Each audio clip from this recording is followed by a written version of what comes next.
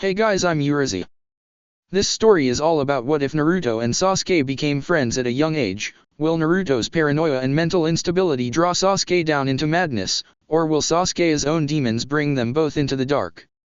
Before we proceed with the story, please like and subscribe to this channel if you liked the video, and don't forget to check the description for the other works of the author if you liked the story. Let's start. Chapter 14.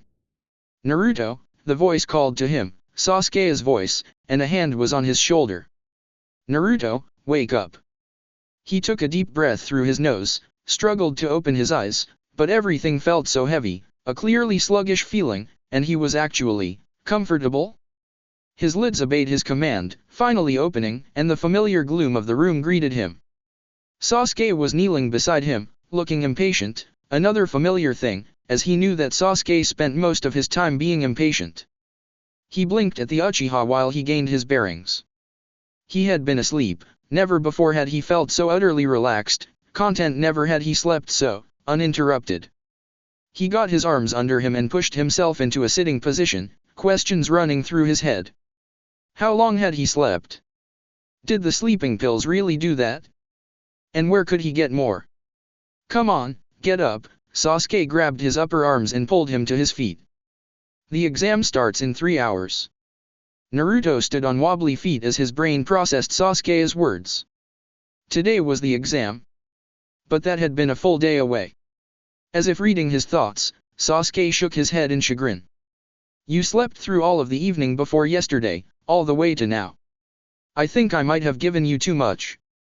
He had the grace to look a bit apologetic. Naruto rubbed his face and stumbled toward the door. Drowsy, he thought suddenly. He felt drowsy and yet, at the same time, satisfied. He had never felt that way before, even they were a gentle murmur in the back of his mind, as if they too had gotten some rest as well. Perhaps the sleep had tempered their rage? After taking a much-needed shower, he made 2 clones for the morning cleaning while Sasuke made a meal, making quick but thorough work of the house.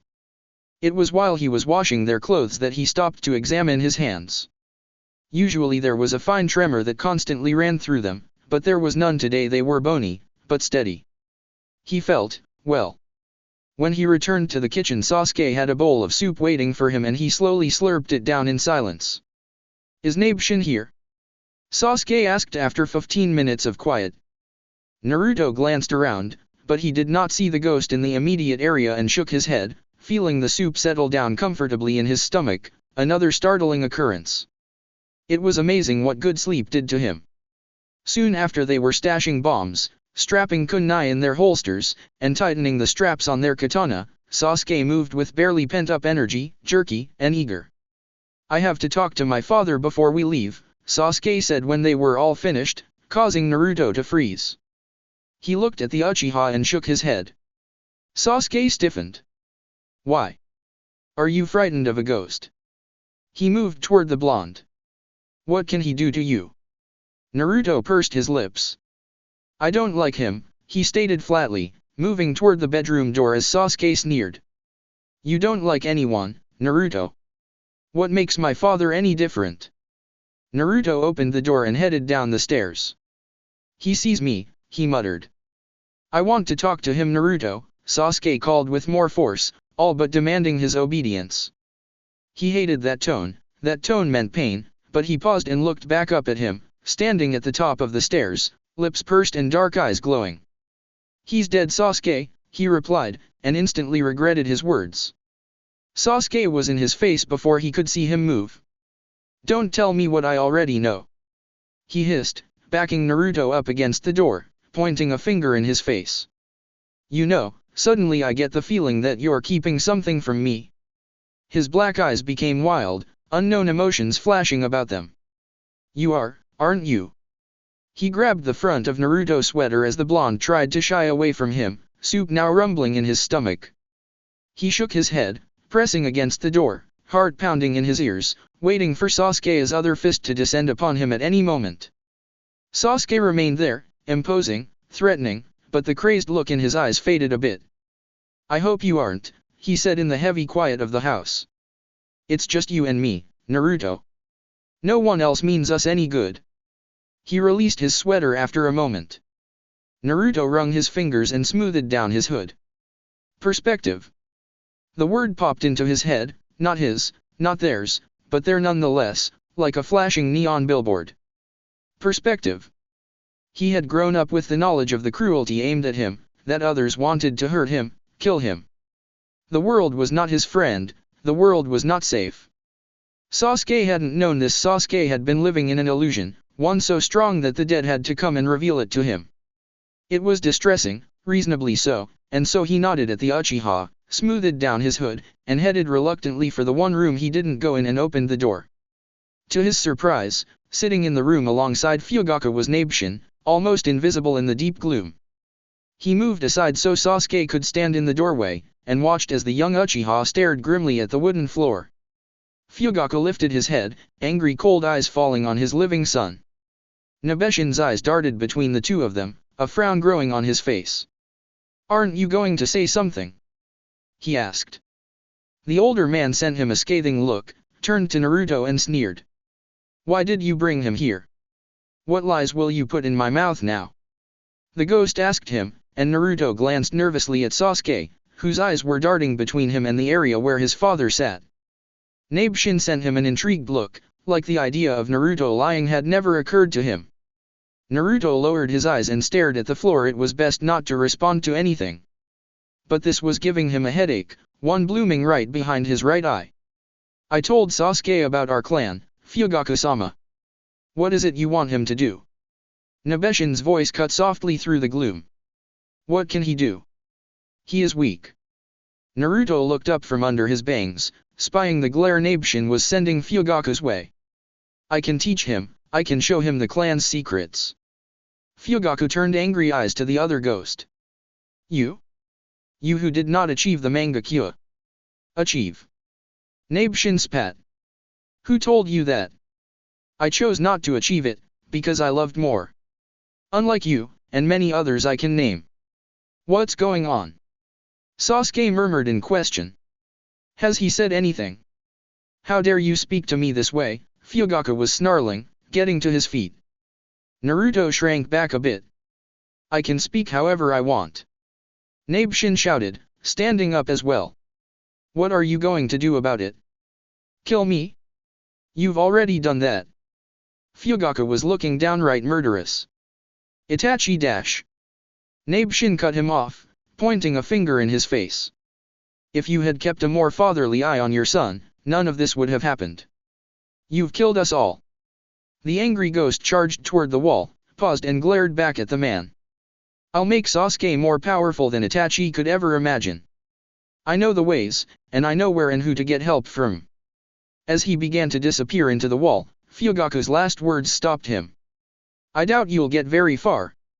I know you've been getting power from this demon. Don't forget they devour souls."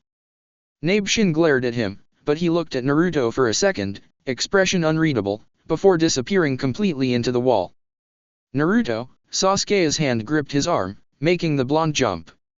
He turned and looked at his questioning eyes. "Nabeshin was fighting with your father," he whispered, easing back from the doorway, but not getting far with Sasuke's grip on his arm. "Nabeshin was in there? Why? What were they fighting about?" Naruto hesitated. Should he lie? Which would cause him less pain? He didn't think it would matter much. He already couldn't feel his arm. But no answer would lead to more questions, as things seemed to go with Sasuke, so there wasn't much of a choice. "Life is pain. Nabeshin wants to train you in this Mangekyo Sharingan, and your father feels he is unqualified." Sasuke released his arm abruptly. Naruto took that moment's reprieve to twiddle his fingers as circulation returned. Sasuke stared into the gloom of the room, eyes silent and concerned. "He can try, but I doubt he'll succeed." Fugaku's voice broke the silence, and Naruto looked up at the resignation in his voice. The ghost was staring at Sasuke, and his words came out in browns and grays. "The glory of the Uchiha is dead." Dead floated into the air, mottled brown and purple, drifting toward them. Naruto blanched and backed up so fast that he collided with the hallway wall. Words. He was seeing words, something that only happened the week of his birthday. They murmured to life, having been gentle whispers in the back of his mind since he had awakened. but now. The words floated toward Sasuke's face as he gazed obliviously into the room, unaware of his terror, unaware of the words drifting toward his face. Would they hurt him? Naruto leaped forward, grabbing the Uchiha and yanking him backwards. Sasuke was so startled that he tripped over his foot, crashing into Naruto and making them both tumble into the hall. The hell? Sasuke exclaimed, but Naruto was already crawling through the living room and toward the stairs. A shadow shifted in his peripherals, and Naruto shied away from it, stumbling up the stairs and into their room. He grabbed their packs and pulled on his sweater, the black one that Kaori had given him, pulling the hood down over most of his face. What the hell was that? Sasuke's voice boomed into his ears, their murmuring became louder. Naruto covered his ears. Naruto. Hands grabbed his face and turned it. He opened his eyes to Sasuke's face. What? Eyes. The matter. Words, he gasped. Bad words. He pulled his head from Sasuke's hands and pulled the pack onto his back. Words hurt. He whispered. Standing in the room, staring at Sasuke's bare feet. Words hurt. He moved down the stairs and toward the door. Sasuke followed him out. Sakura waited patiently at the bridge, leaning silently against the railing, watching villagers go by. Sasuke and Naruto were late, which was to no surprise. Her pink hair was pulled back in a tight ponytail, her legs strapped with kunai, hands wrapped in fingerless leather gloves, her hitayate strapped across her forehead. She rubbed the back of her neck, kneading her muscles and twisting her head from side to side. Though her demeanor was calm outwardly, inside she was quaking with excitement and apprehension. For the last month she had been training her sorry ass off, tired of being the weak, shallow spectator in her team, tired of feeling like she didn't belong. She'd had nice long talks with Kakashi-sensei over the state of her position in the team, and he had been very supportive of bettering her as a kunoichi, though he had often cautioned her not to lose herself in her quest for acceptance. The scuff of sandals on the cobbled pavement caused her to turn her head, spying both boys approaching. Naruto's head was down, only blonde strands visible beyond his dark hood, and he was walking so close to Sasuke that their shoulders were almost touching. Sasuke's face was worrisome, he was pale, lips drawn in a flat white line. He didn't look as happy or eager as Sakura had imagined he would today. Something must have happened between them. She was aware that both boys existed in a world of their own creation, a world she wanted to be a part of. The Uchiha's dark eyes fell on her, and paused, surprise passing over his pale features. You look different, he commented, and she resisted the urge to blush. No more of that, those actions tended to alienate her from them. She nodded. Hey, she greeted shortly and stepped away from the rail. Sasuke was still staring at her, and for once he didn't look annoyed. This was good. You got your paperwork. Sasuke lifted a hand, holding both boys' registration papers. She glanced at the blonde. He hadn't moved or looked up. Not surprising. Cool, she replied, looking back at the Uchiha. We should head to the academy, that's where we're supposed to meet. She turned and headed for the building, feeling Sasuke's eyes on her. She smirked. Check and mate. Hey Naruto. Naruto turned his head, staring down at Nabeshin's feet, not bothering to look up at the ghost as they stopped in front of the academy. He dared not look up right now. They were moving about his mind like an agitated hive, random words and expressions coming and going too quickly for him to process. It was like the never-ending shattering of glass, always falling but never landing, never settling. He didn't know what had set them off, perhaps it was the words, or Fugaku's anger or Nabeshin's. I just thought you and Sasuke would like to know about the exams. Can you give me a body so I can speak to you both? Naruto looked up at the ghost quickly, taking in his unhappy face. Why couldn't he borrow a clone from Sasuke? Sasuke knew how to do the Kage Bunshin too. He looked over at the Uchiha, who was taking in the few other ninja heading into the building. He nudged him with his elbow, causing the boy to look at him. Nabeshin wants to talk, privately. Sasuke nodded and they both moved from the area and walked around a corner, away from general view. Making a bunshin, he glared sullenly as the clone shuddered and twitched as Nabeshin stepped into it. This time he had made sure to gather more chakra than usual for this clone so it could stick around longer. He watched as its face broke into a small smile as it turned to them. I've been checking out the exam, and I thought you both should know what they have in store for you. He glanced around then knelt in the dirt. Sasuke followed suit, but Naruto chose to remain standing. He had a feeling someone was watching him. His eyes darted around, expecting to find the prying hateful eyes of a villager. It wouldn't be long now, soon they would be announcing his name, villagers would be after him more. The first part of the exam will be a written test, and from what I saw, the questions are a bitch. Seriously, I doubt many of the genin will even know the answers. I'm sure there's something they expect you to do, but everyone's being very tight-lipped about it, so I couldn't find anything out. My suggestion is you cheat. He waved his hand at Sasuke's expression, though Naruto couldn't see it from where he was standing. Don't give me that look, there's no shame in cheating. After all, you're a ninja, not a samurai. He gave a small chuckle, red puffs coming from his mouth. But the second part of the test will be dash. Sasuke? Naruto? Sakura appeared around the corner, eyes curious as she stopped before them. You guys should see. Her voice drifted off as the Nabeshin clone straightened up and grinned at her. She leaned away, her eyes darting from him to Sasuke. Naruto, what's wrong with your clone? It's really creepy. Nabeshin scowled at her and simply walked away. Sakura stared after him before looking at them. What did you make a clone for, Naruto? Reconnaissance, Sasuke replied. What did you want us to see? There's a fight going on over a door we're supposed to find. Come see. They followed her into the building where several genin stood about, a few from different villages, all looking at least a year older than the three of them. They lingered nervously around a door as a boy in a vibrant green spandex-like suit besieged the genin by the door to let him in.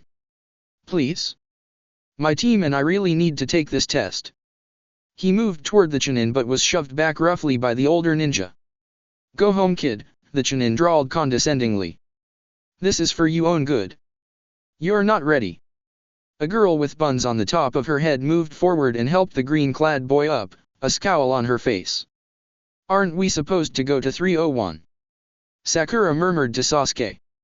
301 is one floor up, I think. That one is 205. Genjutsu, Sasuke replied. Naruto rubbed his aching eyes and watched behind his hair as another unknown team wandered in, took a look at the door, and sneered. That's the wrong door, dickface. The green boy turned to them and grinned widely, as if he hadn't been pushed around. I knew that, he gave a thumbs up. As the other lingerers began to head for the stairs, a rather plain boy with dark brown hair, heavy-lidded eyes, and regular ninja attire approached Team 7. Naruto recognized him immediately, even though his appearance had changed. Where was I? Oh yes, the second task after the written test will be a survival test.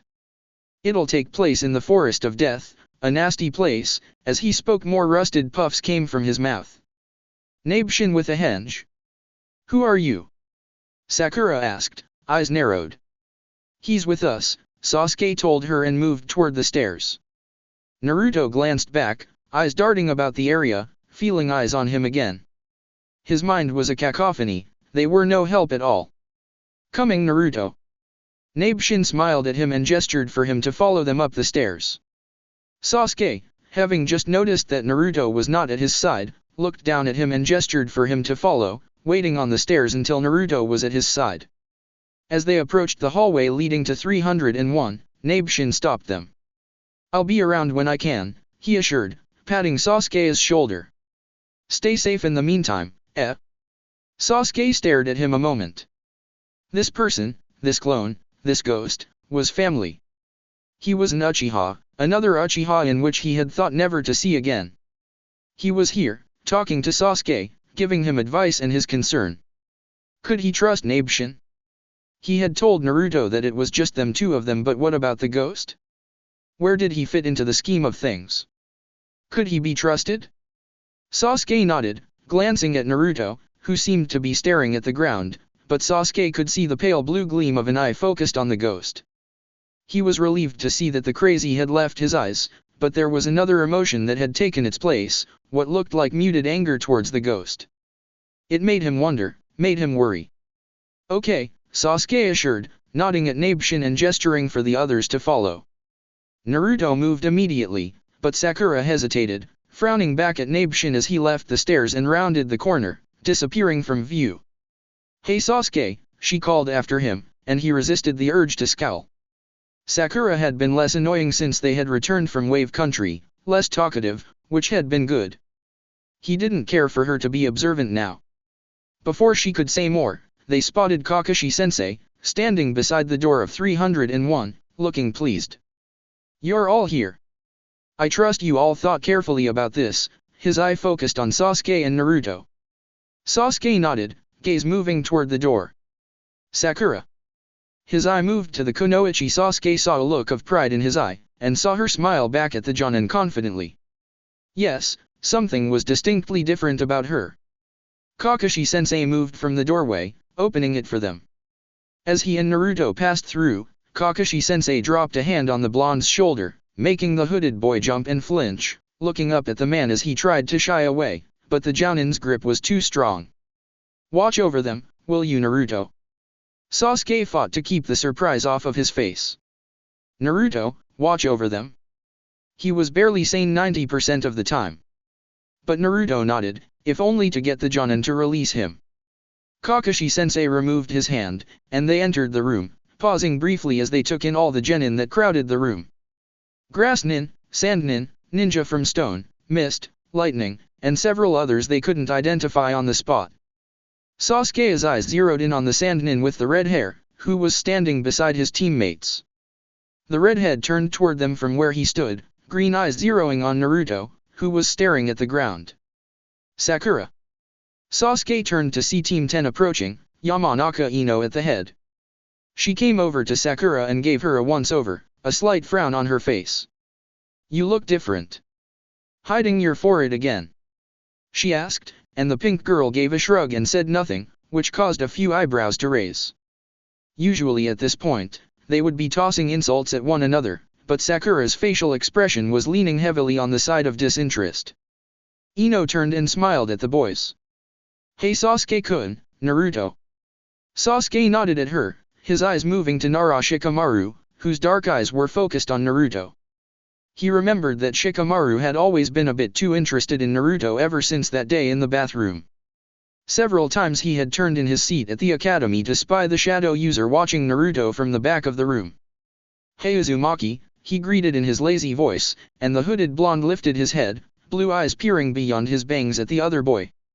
Someone gave a shout, and Team 8 approached, Inuzuka Kiba at the fore, his dark eyes dancing with excitement, mouth wide open in a grin. "All right. Everyone's here. Awesome." He stopped in front of them. "Look at all these bastards, they aren't so tough looking." "Don't be ridiculous," Sakura snapped. "Everyone here is as good as us or better. We have to be very careful about this." Hyuga Hinata nodded nervously from her place beside Aburame. For some reason she reminded Sasuke of Naruto, with her worried eyes and nervous gestures. He never had much to do with the Hyugas. The Uchiha clan had looked down upon their distant relations and he hadn't been allowed to play with them. "You're quite right," an unfamiliar voice agreed, and a taller boy with gray hair and round glasses walked over to them. He wore standard ninja attire, and was a leaf nin, so his presence did not alarm the group, except for Naruto, who smoothed down his hood and did not look up. "You guys better watch what you say from now on. Look," he jerked his head towards all the other ninja in the room, and many of them were glaring at the Leaf group. "Everyone here are representing their village, so they're the top rookies of their villages." Kiba snorted. "This exam is going to be easy." Akamaru yipped happily in his arms. The Leaf Nin grinned. "Oh, I wouldn't be too sure about that. This is my 7th time taking this test, and I have yet to pass." 7th time? Either the exams were very difficult or this gray-haired genin was a poor ninja. "Who are you?" he addressed, since no one else had bothered to ask his name and he hadn't volunteered it. "Oh, sorry about that. I'm Yakushi Kabuto," he grinned. "If you need to know anything about the other contestants, I'm your man." He pulled a pack of cards out of his pants leg pocket. "These cards have information about everyone here, via my chakra. Anyone want to know anything?" "Ah, who cares?" Kiba grinned. "We're going to kick their asses anyway." Yakushi looked amused. You think so? He shuffled the deck and pulled out a card. Chew on this then. The genin from Sunagakura have completed 8 C rank missions and 1 B rank. It is said that the youngest, Gaara, has come from every mission without a scratch. He's deadly, and won't hesitate to kill you in battle. Kiba scowled, but shut up. The young miss is right, everyone here is the best that their villages have to offer. You should never underestimate your opponents. His eyes were serious behind the glasses. Sound advice, Shino agreed with a small nod, his face expressionless behind the dark shades. Sasuke felt eyes on him, and he turned his head to see the Sand siblings watching him and Naruto. The sandy-haired girl looked hostile but puzzled, as if she didn't understand what about them seemed to capture her red-headed brother's attention.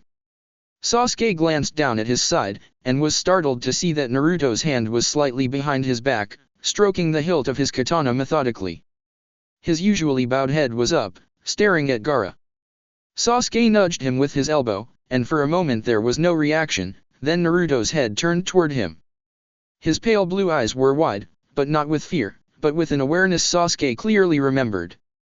That day on the bedroom floor. The pupils in his eyes were small and thin, and he felt that more than just Naruto was looking at him. His lips turned up, and a smile appeared, hollow yet cruel. That smile turned back to the Sandnins, and Gaara unfolded his arms, straightening, his shadowed eyes narrowing. Besides the Sandnins, what of the other villages? Anyone else we should know about? Sakura was asking. Kabuto seemed to think for a moment. Well, I can't say much for the village of Hidden Sound, because it was created last year, but be careful of Stone, because of the war we had with them, and Mist, because they've always been sneaky, despite their size. Sasuke pinched Naruto's arm, making the blonde jump, turning wounded eyes on him. That was better, that was Naruto. Suddenly the blonde stiffened, eyes darting toward the group.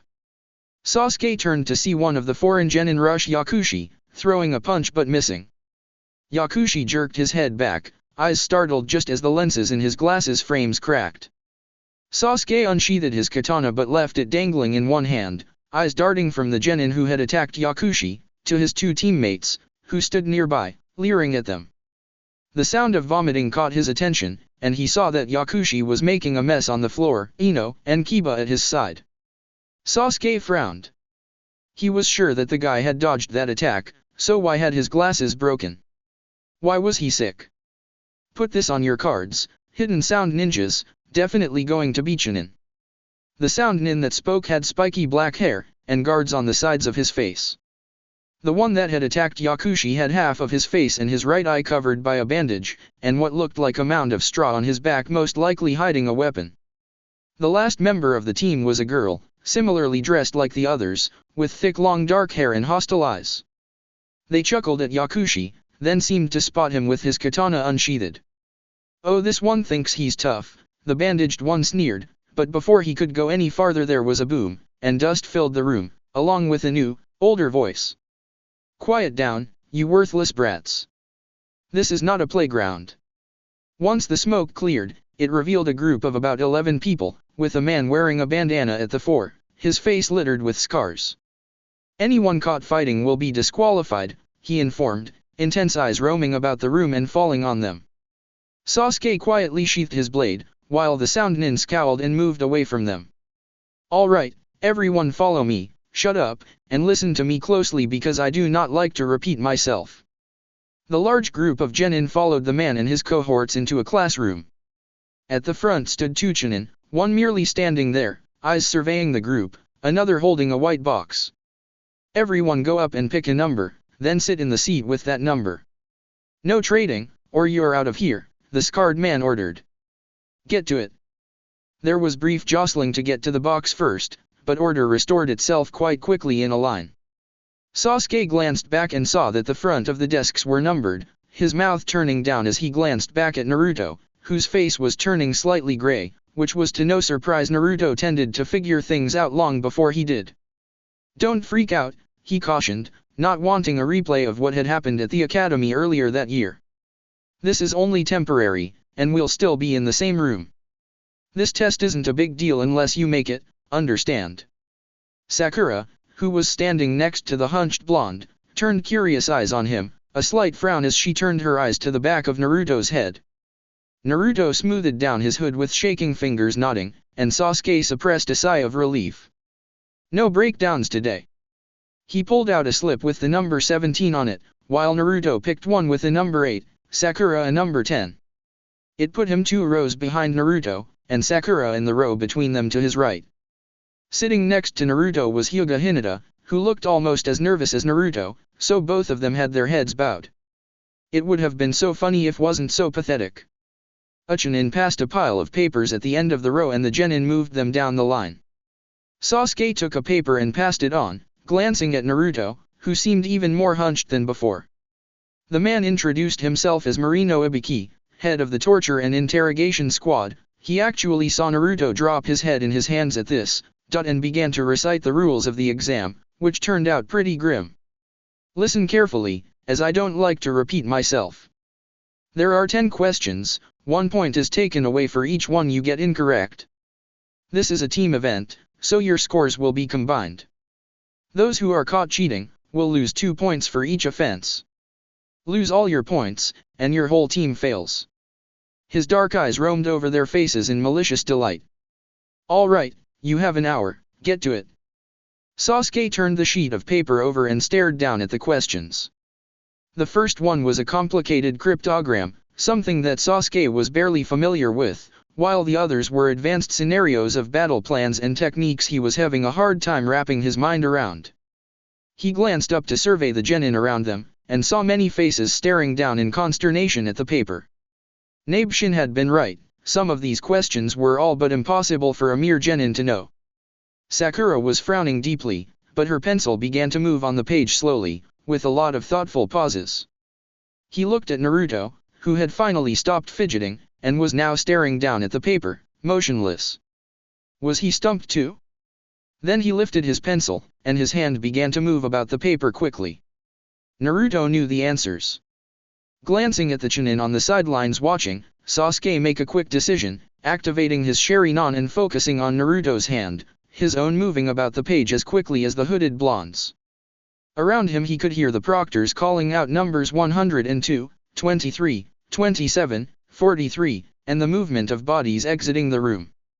Naruto's pencil stopped flowing about the paper after some time. Sasuke deactivated the Sharingan and blinked down at his paper.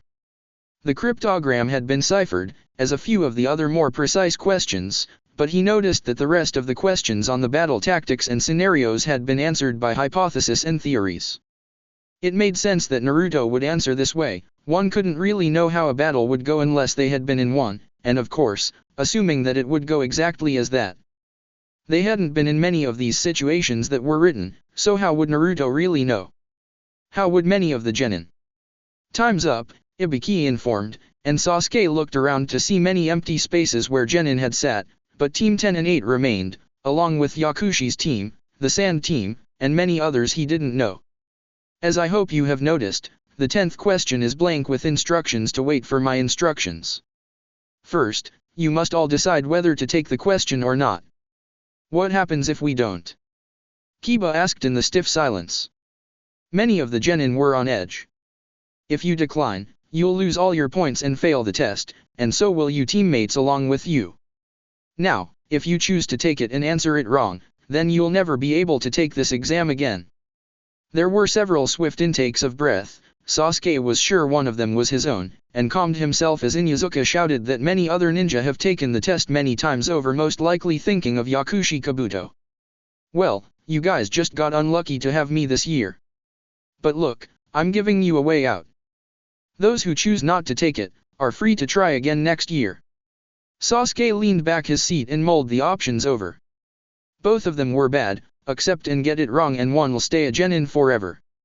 Not take it, and your team is liable to kick your ass. Not that he had that to worry about, he was going to take the question, as would Naruto. He glanced up to see that the hooded blonde was staring down at his paper still. No, Naruto was unlikely to ever forfeit, mainly because he wouldn't want to take the test next year. Sasuke's eyes narrowed. But would he purposefully get the answer wrong? Now, for the 10th question, those who don't want to take it, say so now. There was a moment of silence, then tension rising. then a Leaf Genin raised his hand, apologizing to his teammates as they were forced to leave. Many others began to raise their hands, and Sasuke watched in disgust as they left the room. He glanced over at Sakura, who was also watching them go, her face pale and grim, but her eyes connected with him and she sent a confident smile his way. He nodded back reassuringly. He didn't know who this Sakura was, but he could definitely get used to her new, non-annoying personality. Inuzuka jumped up suddenly, eyes bright with defiance, face twisted in a daring grin. "Come on, let's do this. I'm not scared, even if I get it wrong. A ninja's gotta take risks." Several other genin grinned back at him. Ibiki looked both surprised and amused at the same. He glanced over at the Chunin sitting near him, both nodded, then he looked back at the room. "All right, good decisions. The 78 still in this room, pass." "The hell?" the girl from Sand exclaimed. "What about the 10th question?" "There wasn't one," he grinned toothily at them. "Or more like, that was the 10th question. The first 9 were to test your information gathering skills. It was based on the whole team doing well, putting pressure on each member not to screw things up. And of course, since the questions were very hard for even the most exceptional genin to know, it was obvious that you all had to cheat. We even put 2 genin in that knew the answers." Sasuke's eyes rose in surprise. He hadn't known there were others he had just copied off of Naruto. Ibiki lifted his gloved hands and removed the bandana and Hitai from his head, revealing a bald, damaged skull, with burns, scars, and screw holes littered about it. Sasuke fought to keep his face blank as he surveyed the damage, and happened to see Naruto's head lift from staring at the table, but he didn't move after that. Because, Ibiki was saying, sometimes the information is more important than life, and people will risk their lives to get it. And yours as well. He put the bandana and Hitai back on, his dark expression clearing to the friendly one again. "Now as for the 10th question, the main reason for this test.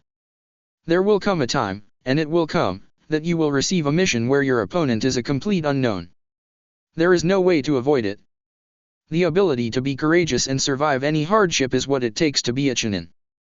Those who make cowardly choices are nothing but trash, and don't deserve to advance to Chunin.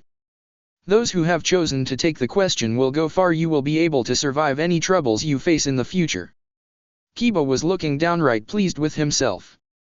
"You all have passed the first exam, I wish you all luck." "Yeah!" Kiba shouted, lifting a fist in the air. Sasuke rolled his eyes. A body burst through a window, making him and about every genin jump. Naruto actually crouched down behind his table with his hand on his katana as the body flipped in front of Ibiki and revealed itself to be a dark-haired woman in fishnet in a trench coat. "I'm the examiner for the second test, Mitarashi Anko," she all but shouted. "Let's go." They all stared at her in stunned silence, while Naruto slid back into his seat. "Follow me everyone."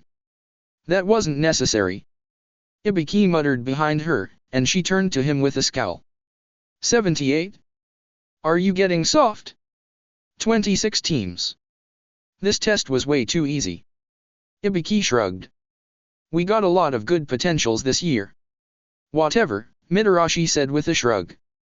I'll cut them down by half. Her lips turned up in a cruel grin, eyes filling with bloodlust. All right children, follow me. She turned and went through a door, and they got up quickly to follow her. Naruto was back at his side, but his eyes were on the head of the torture and interrogation squad as they passed, and the man turned and looked down at him. Sasuke didn't have to nudge the blonde along, he never stopped moving, but his head was turning so he could continue to stare at the man as they exited the room.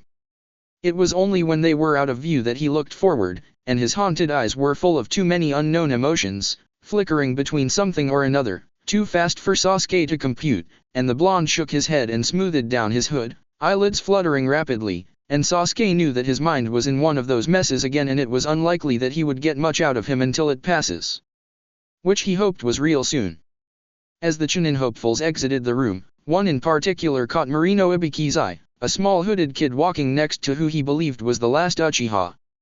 The child had a pale, hollow expression, an even fragile demeanor, as if he would break, but the red-rimmed blue eyes held a startling array of emotions, all of them flashing within a second of each other, completely chaotic, and all focused on his head or the skin under it. pain, fear, understanding, anticipation, expectation, apprehension, and several others coming and going within the moment it took the boy to reach the door. And it seemed that the Uchiha herded him out, almost like an agreeable mental patient, not having to touch him, but letting him know that if he didn't move there would be assistance. And then he was out the door, and Ibiki was left collecting papers and wondering who that kid was. He couldn't see much beyond the hood, beyond pale skin, a few strands of blonde hair, and pale blue eyes. He picked up a paper and noticed that there wasn't a name on it. He rolled his eyes at the stupid forgetfulness of adolescence, but paused when he noticed that every one of the questions had been neatly answered, so neatly in fact, that it was as if someone had typed out the answers, not handwritten them. The answers, for the most part, were correct, detailed, and precise, even if most of it was speculation. He picked up several papers and examined them, noticing that many of them said the exact same thing, but chopped up here and there.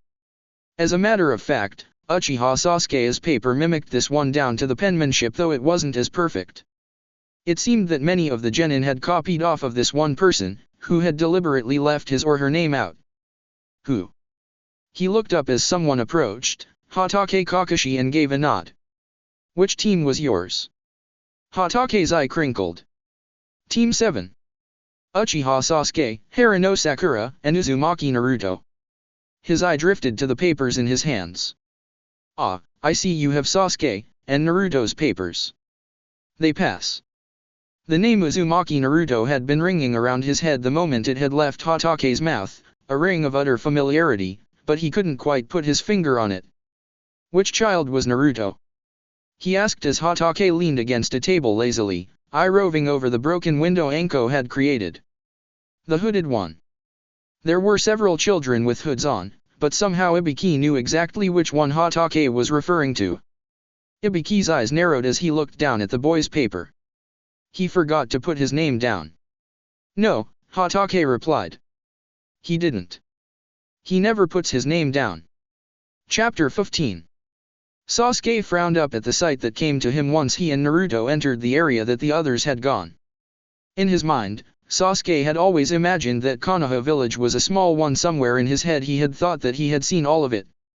And then places like this showed up and he was left to wonder how much he really knew about the village he was born in. He had never seen Arena 44, with its humongous trees and ominous feel. Most of the area beyond the fence was shrouded in shadows, and a wild scent drifted through the air, a mixture of rotting vegetation and other plant life. Sasuke glanced over at Sakura and Naruto. The girl was gazing up at the trees apprehensively while Naruto gazed emptily at the dirt, eyes glazed over. This place is weird, Kiba commented, sniffing the air.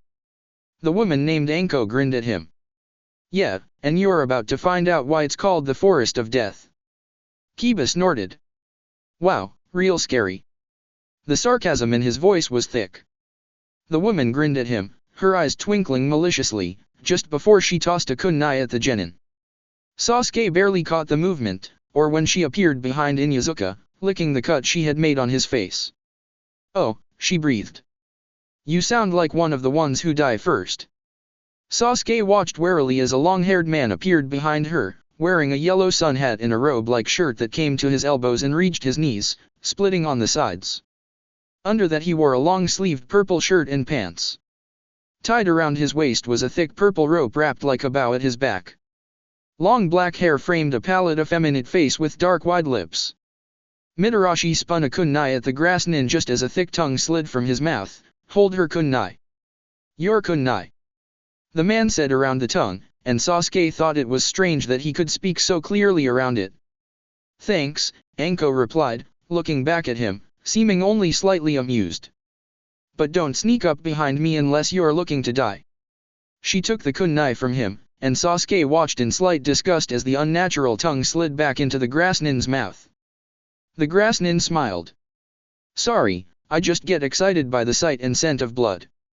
And besides, you cut my hair. He turned and walked calmly back to his teammates, who were dressed similar to him, but both were bald. Sasuke glanced at Naruto again and was relieved to see that his teammate was watching the grass nin go. Good, the crazy seemed to have left him for a while, which meant he would be mostly functional. Naruto did good when he was mostly functional. Alright people, I'm going to pass out these agreement forms to every one of you, but first let me explain the rules of this part of the exam so that you know what you're getting into. After you've signed these, you'll head on over to that booth behind me and turn in your papers. She gestured over her shoulder at a booth where two Chunin sat. This is practice area 44. In the middle of it is a tower and river that runs throughout the forested area. There are 44 locked gates surrounding this area, and from the gates to the tower is about 10 kilometers. She then proceeded to tell them the rules. 78 people, 26 teams, each trying to get to the tower within a 5-day period.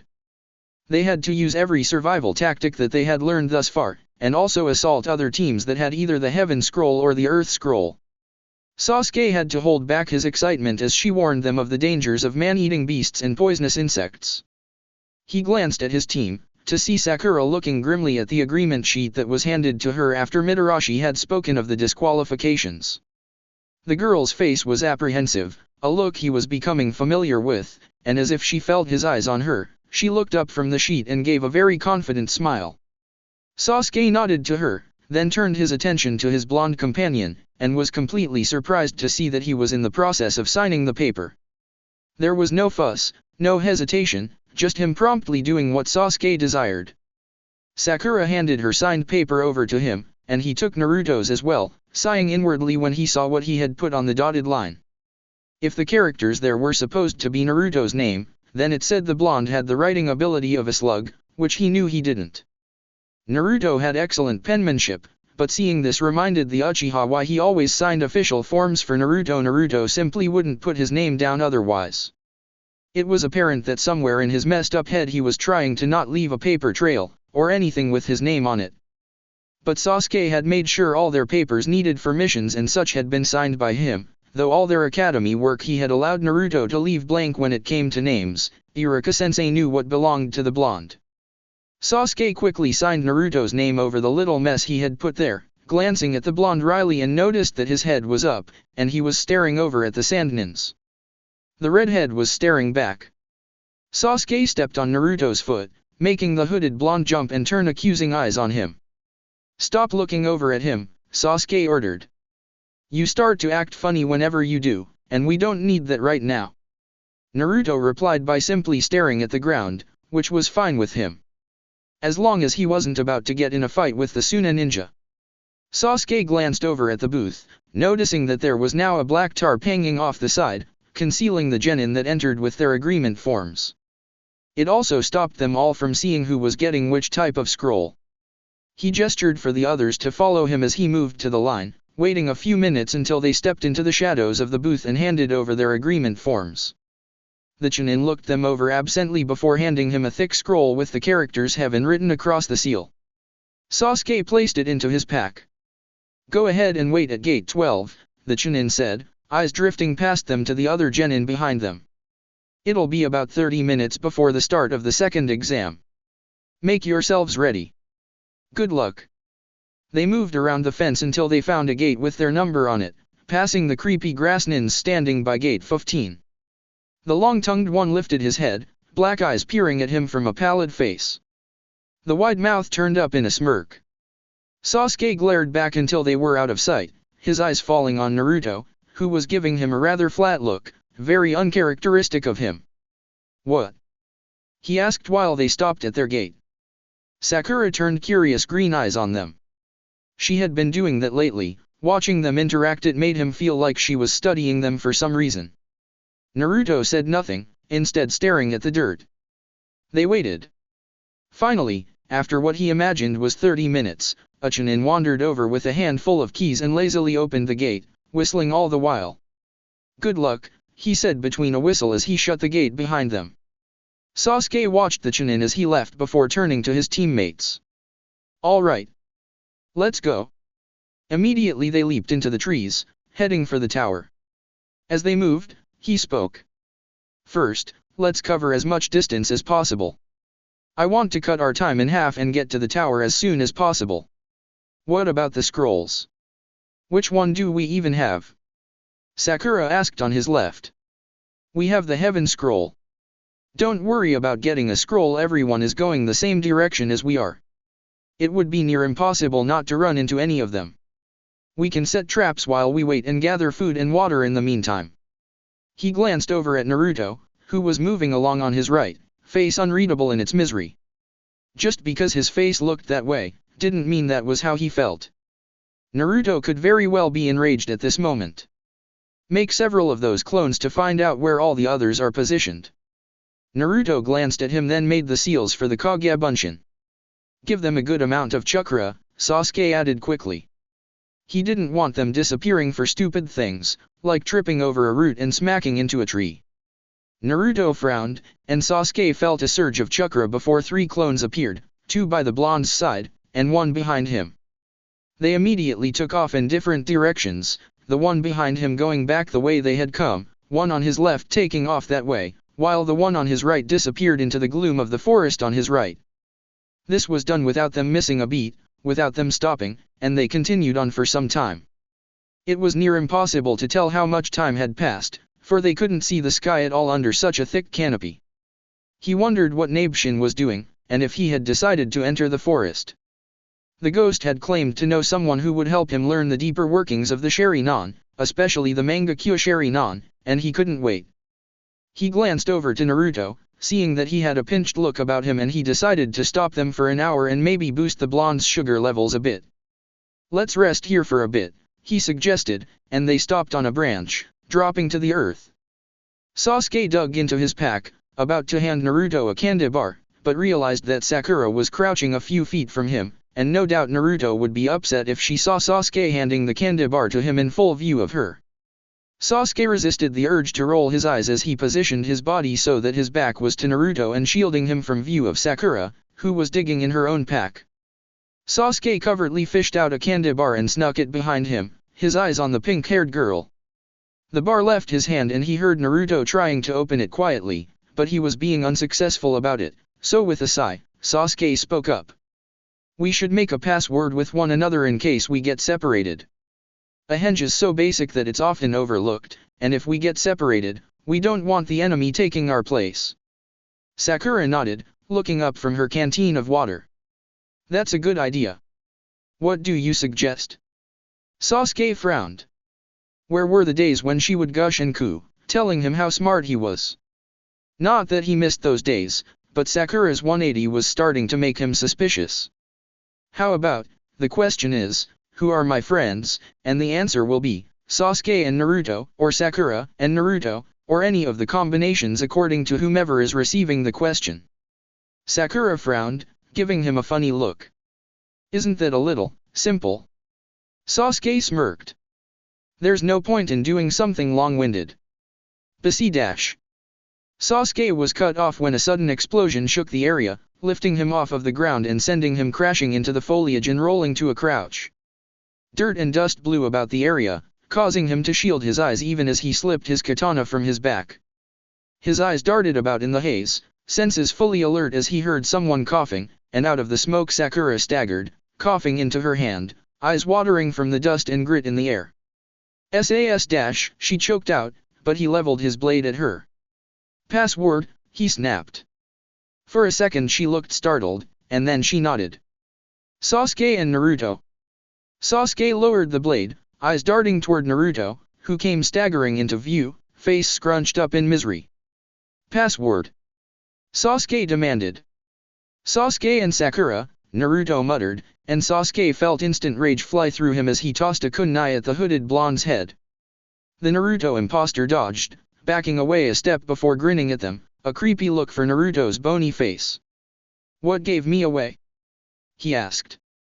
I was sure I got the image and password right. You may have gotten his image right, but you got his voice wrong, Sakura replied warily holding up her kunai. But that isn't much of a surprise since Naruto isn't much of a talker. Ah, the imposter gave a rather healthy laugh, a wild look appearing in those pale blue eyes. But what if I had gotten the voice correct? What then? Sasuke didn't care to be quizzed, he didn't even want to answer this bastard's question. The only thing on his mind at the moment was if this was the imposter, which he or she was, where the hell was Naruto? You got the answer wrong, Sasuke snapped, missing Sakura's puzzled frown. You see, if asked, Naruto would most likely just say that I was his friend. He would say nothing about Sakura. The color drained from the kunoichi's face, her lips thinning. "Where's Naruto?" he demanded. The impostor grinned again and poofed. Once the smoke cleared, he revealed himself to be the long-haired grass nin. "Shit." Naruto shook his head rapidly, blinking back the lights that danced around his eyes as he sat up. He got to his feet and clutched his stomach as the chocolate bar tried to make its way back up his throat. He should have known better than to scarf something down like that so quickly. But he hadn't wanted the girl to see him eating it and had been forced to make quick work of it as Sasuke distracted her. The food settled just as a shadow appeared above him, and he looked up to see a rather large purple snake coiling above him, approximately 15 to 20 feet tall. He stared at it blankly, thinking briefly that snakes didn't normally come at this size, and that it must have been summoned by someone with a contract, when it snapped forward at a shocking speed. Naruto dodged out of the way, the snake crashing face first into the dirt, but it curled toward him, so that he had to dodge forward, toward it and under one of its massive coils. He had seen two fangs, which meant that despite its size, it was poisonous. One bite would be his death, either by poison alone or the simple size of the fangs. He raked his katana against its scaled flesh, unsurprised that the blade only glided against the scales. He simply didn't have the physical strength to cut into such a creature. A coil tried to smash him as he moved around a tree and back into the coils of the snake, using its mass to his advantage. The snake kept curling about, trying to reveal him under its length, but he kept moving with its every move, until it finally caught the glint of his katana and struck quickly. Naruto jerked himself against one of its coils, its head managing to crush him against it while he rammed his katana into its bright yellow eye. The snake made a blast of hissing, yanking its head and his katana away, shaking it, body writhing about the forest, crashing into trees and crushing brush. Naruto was forced to momentarily curl up into a ball, making himself as small as possible as the snake's long body flapped and curled around and over him. He quickly got to his feet as the snake seemed to gather its bearings, fixing its undamaged left eye on him. Naruto ran from the creature, performing the Kage Bunshin and releasing 15 clones about him. The snake's eye darted about. It hesitated, looking at the clones. He had managed to lose himself in them, running up the side of a tree as his clones turned as one and performing a fire jutsu. One had leaped towards its face, aiming for the remaining eye, but the snake snatched that one out the air, crushing it as the others blew fire on its coils.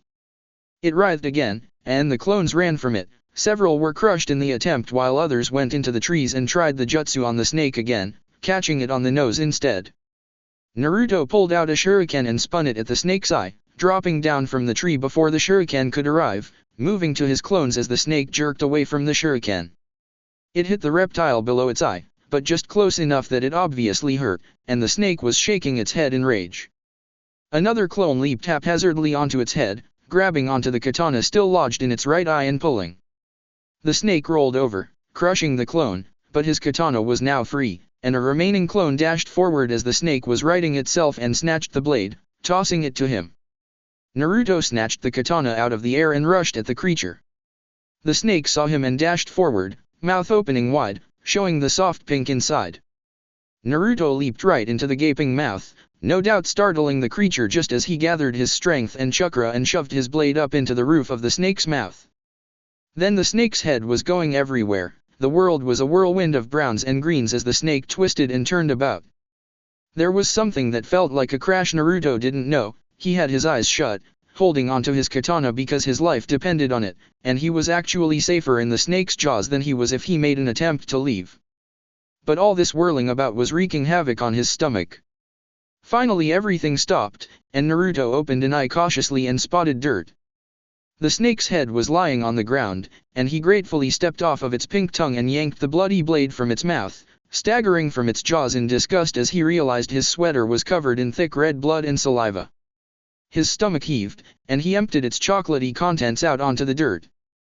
He leaned against a tree, his back to the reptile as he willed his stomach to settle, trying to ignore the stench coming off of himself. He wanted to crawl out of his own skin, and resisted the urge to vomit again. They hummed in the back of his head, pleased but not satisfied. He knew that they thought a snake summon was a dull kill. They wanted human blood, they wanted human screams. More, they sang. Naruto swallowed sourly and moved away from the tree, glancing at the dead snake and pondering its presence. He was surprised that there was genin in here somewhere that had a contract with the summon, but then, some of the genin had looked almost to be adults. Which genin had this reptile come from? Naruto wiped his blade and sheathed it, averting his eyes from his arms and legs, which were coated in blood and slime. If he didn't look, he wouldn't feel sickened by it, wouldn't look for the nearest running water and bathe. If he breathed out of his mouth, he wouldn't smell it. He moved through the forest, leaving the giant reptile behind as he moved in the direction he imagined Sasuke and Sakura were. He wondered why they hadn't shown up to help him fight, and his only conclusion was that they were fighting as well. He quickened his pace, but paused when he found his pack lying in some shrubs. He pulled it out, dusting small thin leaves and twigs from it, eagerly opening the flap and pulling out a small box of disinfectant wipes. He quickly pulled off the soiled black sweater and tossed it aside as he pulled out multiple wipes and began to clean his face, arms, and hair, taking careful strands of hair and wiping from scalp to tip. He cleaned beneath his fingernails, and used the rest on his pants legs, and was only satisfied when he couldn't smell the stench of the snake anymore. He tossed the disinfectant wipes back into the small box and pulled out the spare gray sweater he had packed at the bottom of his pack, pulling it on quickly and pulling up the hood, smoothing it down over his forehead before pulling the pack onto his back. Sasuke had gotten a certain type of pack for both of them, one with loose straps so that it wouldn't hinder the drawing of their katana. He was about to rush off toward his teammates when he briefly remembered the black sweater, and he stopped to look back at the soiled thing. It was the one Kairi had given him, the one that Sasuke had made him wear. He continued to stare back at it for a moment, before simply moving on, leaving it where it lay, filthy and crumpled. Sasuke didn't particularly like to admit when he was intimidated by something or someone, but he would have gladly gone up against anyone in this forest than this creepy grassnin. The gorilla man was still grinning at them while he pulled out his scroll, the earth scroll, leering at them. "This is the one you desire, right?" He lifted the scroll to his mouth, and Sasuke watched in disgust as that long tongue snaked out, wrapping around the scroll and pulling it into his mouth. He saw the grassnin's throat expand to accommodate the size of the scroll. Once it was successfully swallowed, the grassnin wiped his lips and looked at them. "Now let's begin the fight for the scroll," the eyes sharpened. "With our lives." A wave of pure killing intent roared over them, worse than he had ever felt. Such terror and fear rolled over him, that he was sure that he was past dead, that there was a kunai buried in him somewhere. Sasuke staggered back, choking on his own fear, hearing someone empty their stomach, and vaguely wondering if it was him. The shocking terror faded a bit, and Sasuke was able to turn his eyes to Sakura, who was frozen on her knees, a puddle of vomit before her, eyes focused on the grassnin. In his hand he gripped his katana so tight that he could hear his joints cracking. "Move, move, move!"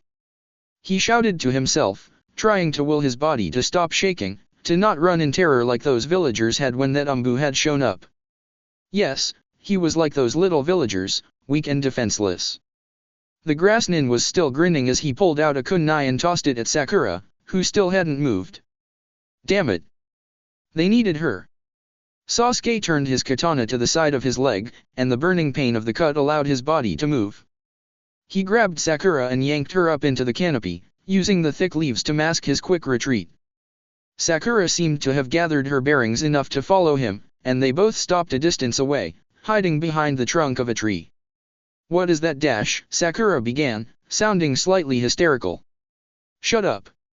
Sasuke hissed, cutting her off. Eyes darted around the trunk in search for the grassnin. He hadn't wanted to run, running was for cowards, but this guy, something wasn't right about him. And where was Naruto? Sasuke swallowed, pushing away the multiple scenarios that flashed through his brain, all of them ending with Naruto being quite dead. "Sasuke, watch out!" Sakura cried behind him, and he spun around to see a rather large snake moving toward them. He shoved Sakura away, jumping from the tree, pulling out several kunai as the snake opened its massive jaws, revealing fangs longer than he was tall. Transferring chakra through his arms and into the kunai, he tossed them at the snake, feeling brief satisfaction as the blades entered and exited the reptile from mouth to skull. The snake fell back against a tree, dead. Sasuke wiped the cold sweat from his forehead, turned to look around for the grassnin, but from the corner of his eye he caught movement from the snake, and turned back to see the scales below its head split open, an arm appearing, and then a head. The grass nin pulled himself from the body, long tongue hanging from his mouth as he looked at them. Did you relax? Prey shouldn't relax in the presence of a predator. Sasuke gripped his katana, pursing his lips. There was no running from this guy, he was bent on killing them, Sasuke could tell. This wasn't about the scrolls, and for some reason, he felt that it was less likely to even have something to do with the exam. This guy simply wanted to kill them. And if Sasuke was to die here, he wasn't going to be running. He was no coward. The grass nin moved at them, winding his way up the tree they were on like a snake. In fact, his lower half was snake-like. Sasuke jumped down toward him, ignoring Sakura's cry of shock. Before he could even reach the grass nin, Naruto appeared, clutching onto the back of the man, startling them all, and raised his katana in an attempt to bury it in the grass nin's back. The snake man twisted his head around, thick tongue coming out and grabbing Naruto's wrist, stopping him from burying the katana in his back. Sasuke continued forward, swiping his katana at the grass nin's head. The grass nin kicked himself from the tree, avoiding Sasuke's blade and crashing into a tree, crushing Naruto against the tree. Sasuke opened his mouth to cry out Naruto's name, but stopped when Naruto appeared by his side, looking glum, and in a gray sweater as opposed to the black one he had last seen him in. The other had been a clone. I see you survived my giant snake, little boy, the grass nin cooed, cold eyes dancing. Aren't you going to ask him the password? Sakura asked, staring suspiciously at the hooded blonde. Sasuke ignored her, he didn't have to ask. A simple glance at his blonde companion, and he could see that he had that focused look about him, the one he had seen back in Wave, and when he was staring down the sand nin. You distract, Sasuke murmured. Try and get me a good shot. I doubt this guy wants our scroll, so don't even worry about it.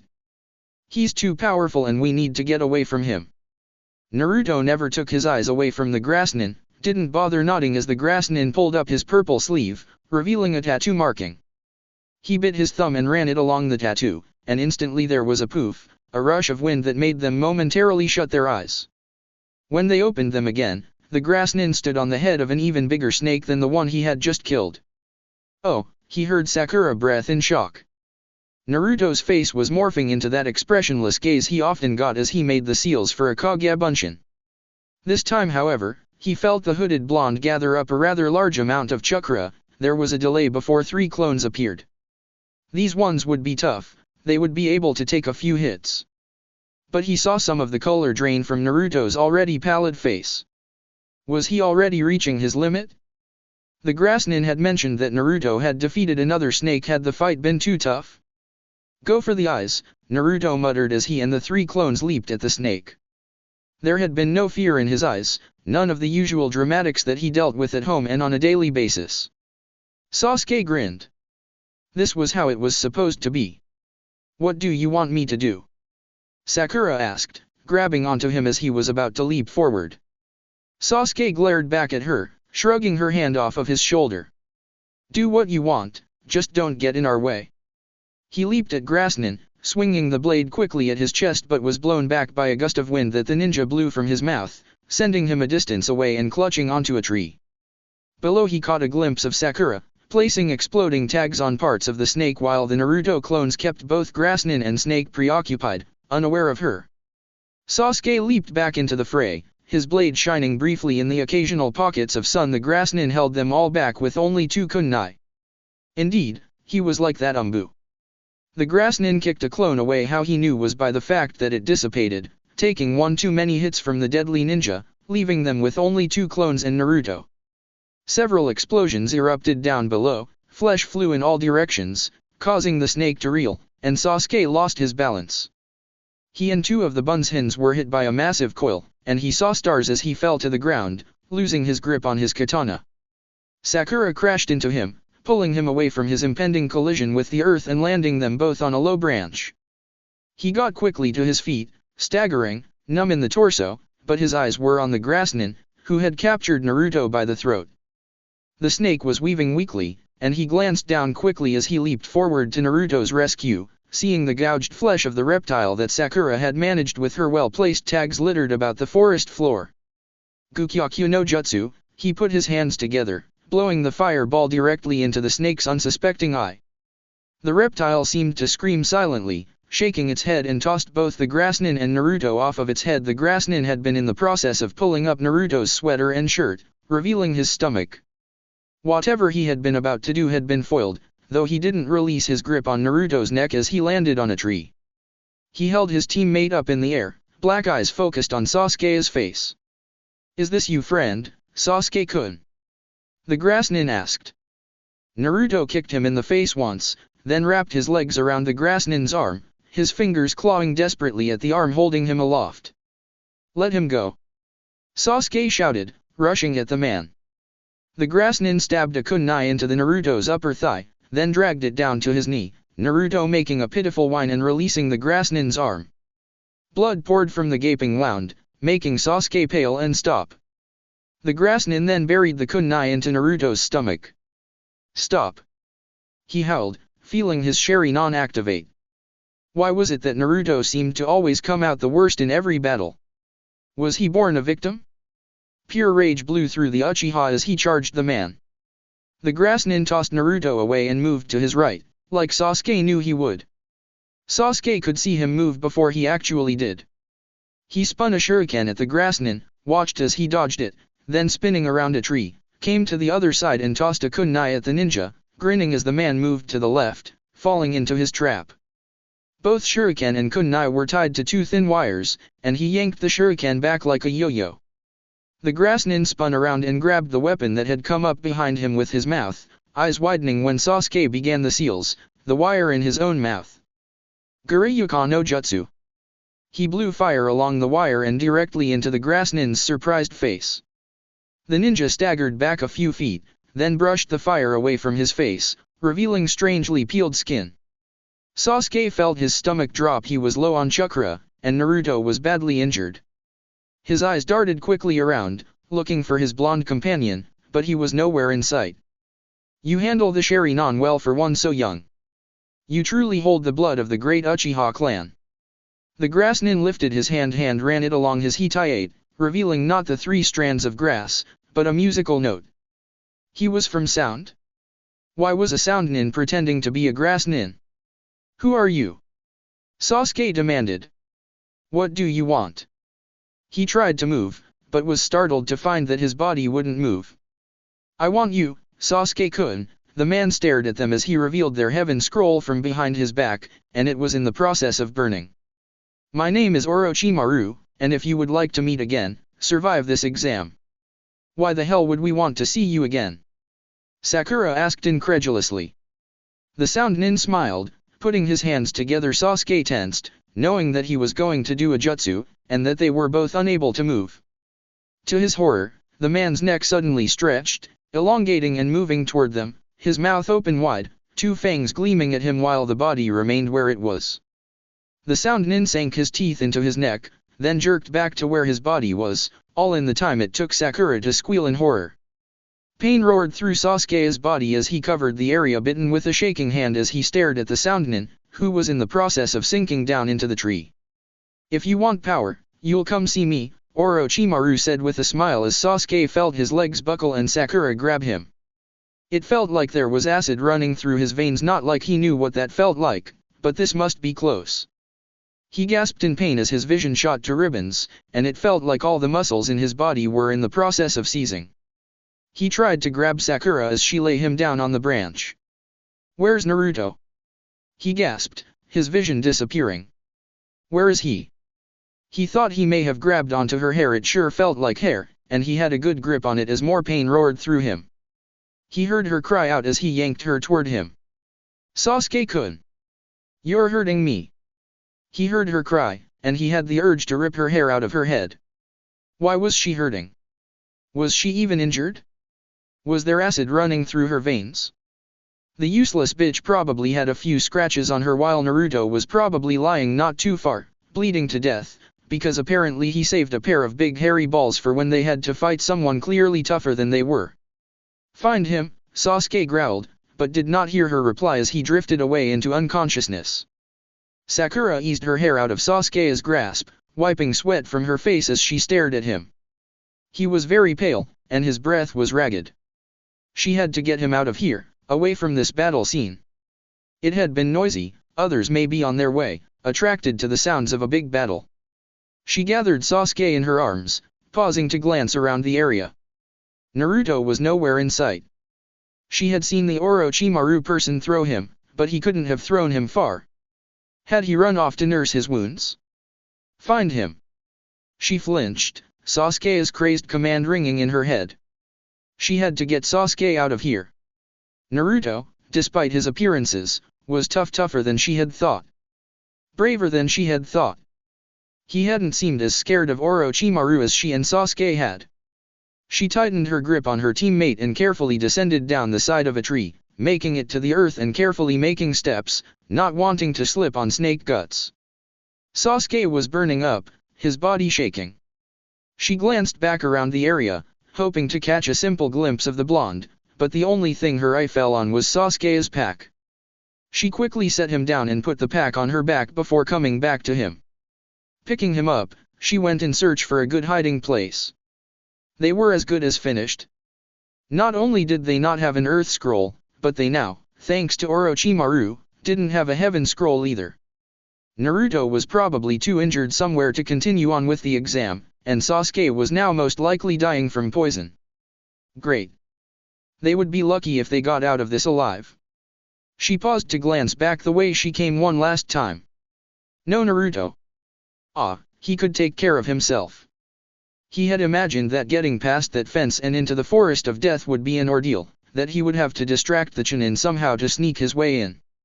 So it was with sheer disdain that Nabeshin was able to hop over the fence unhindered by anyone, since the area was completely empty of the watchful eyes of Chunin.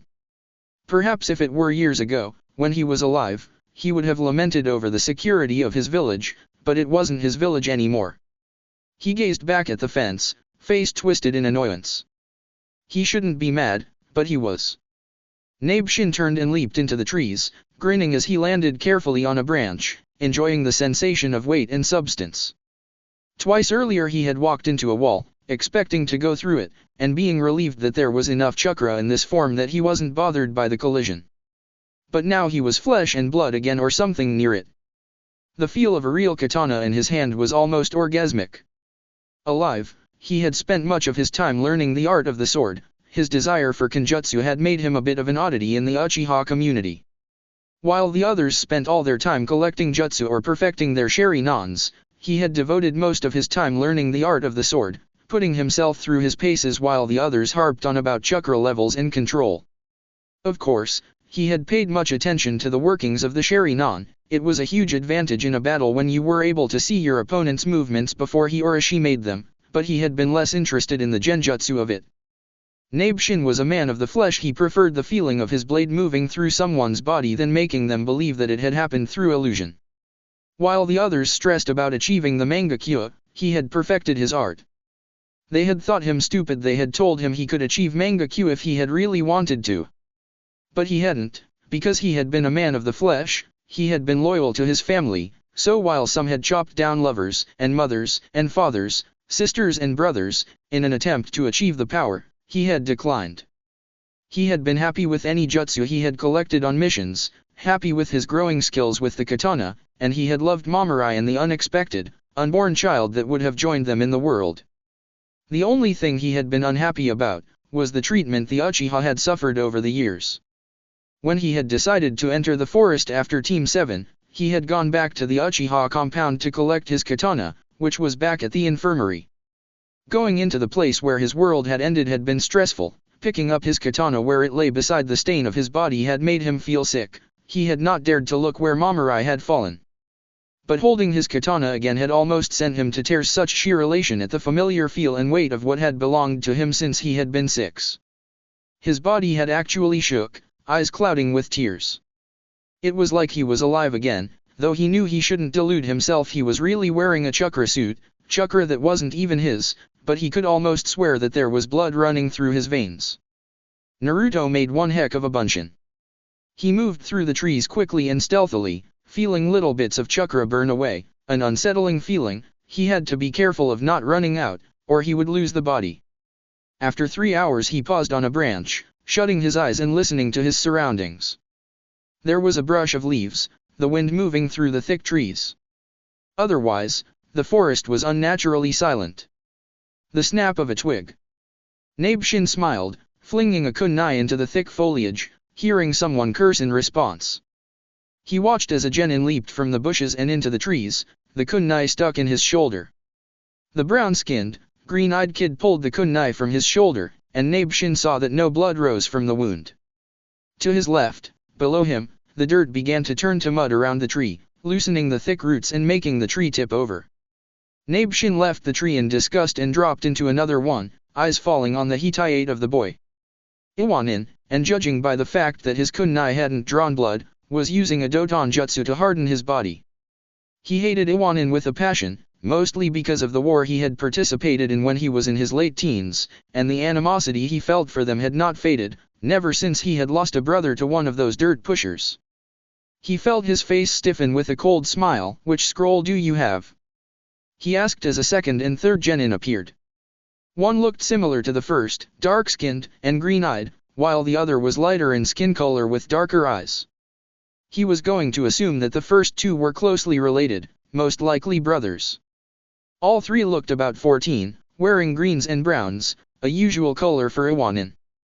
"Like we'd tell you." The light-skinned one sneered, looking quite confident. No matter. He did not care which one they had, he was aiming for both Earth and Heaven scrolls.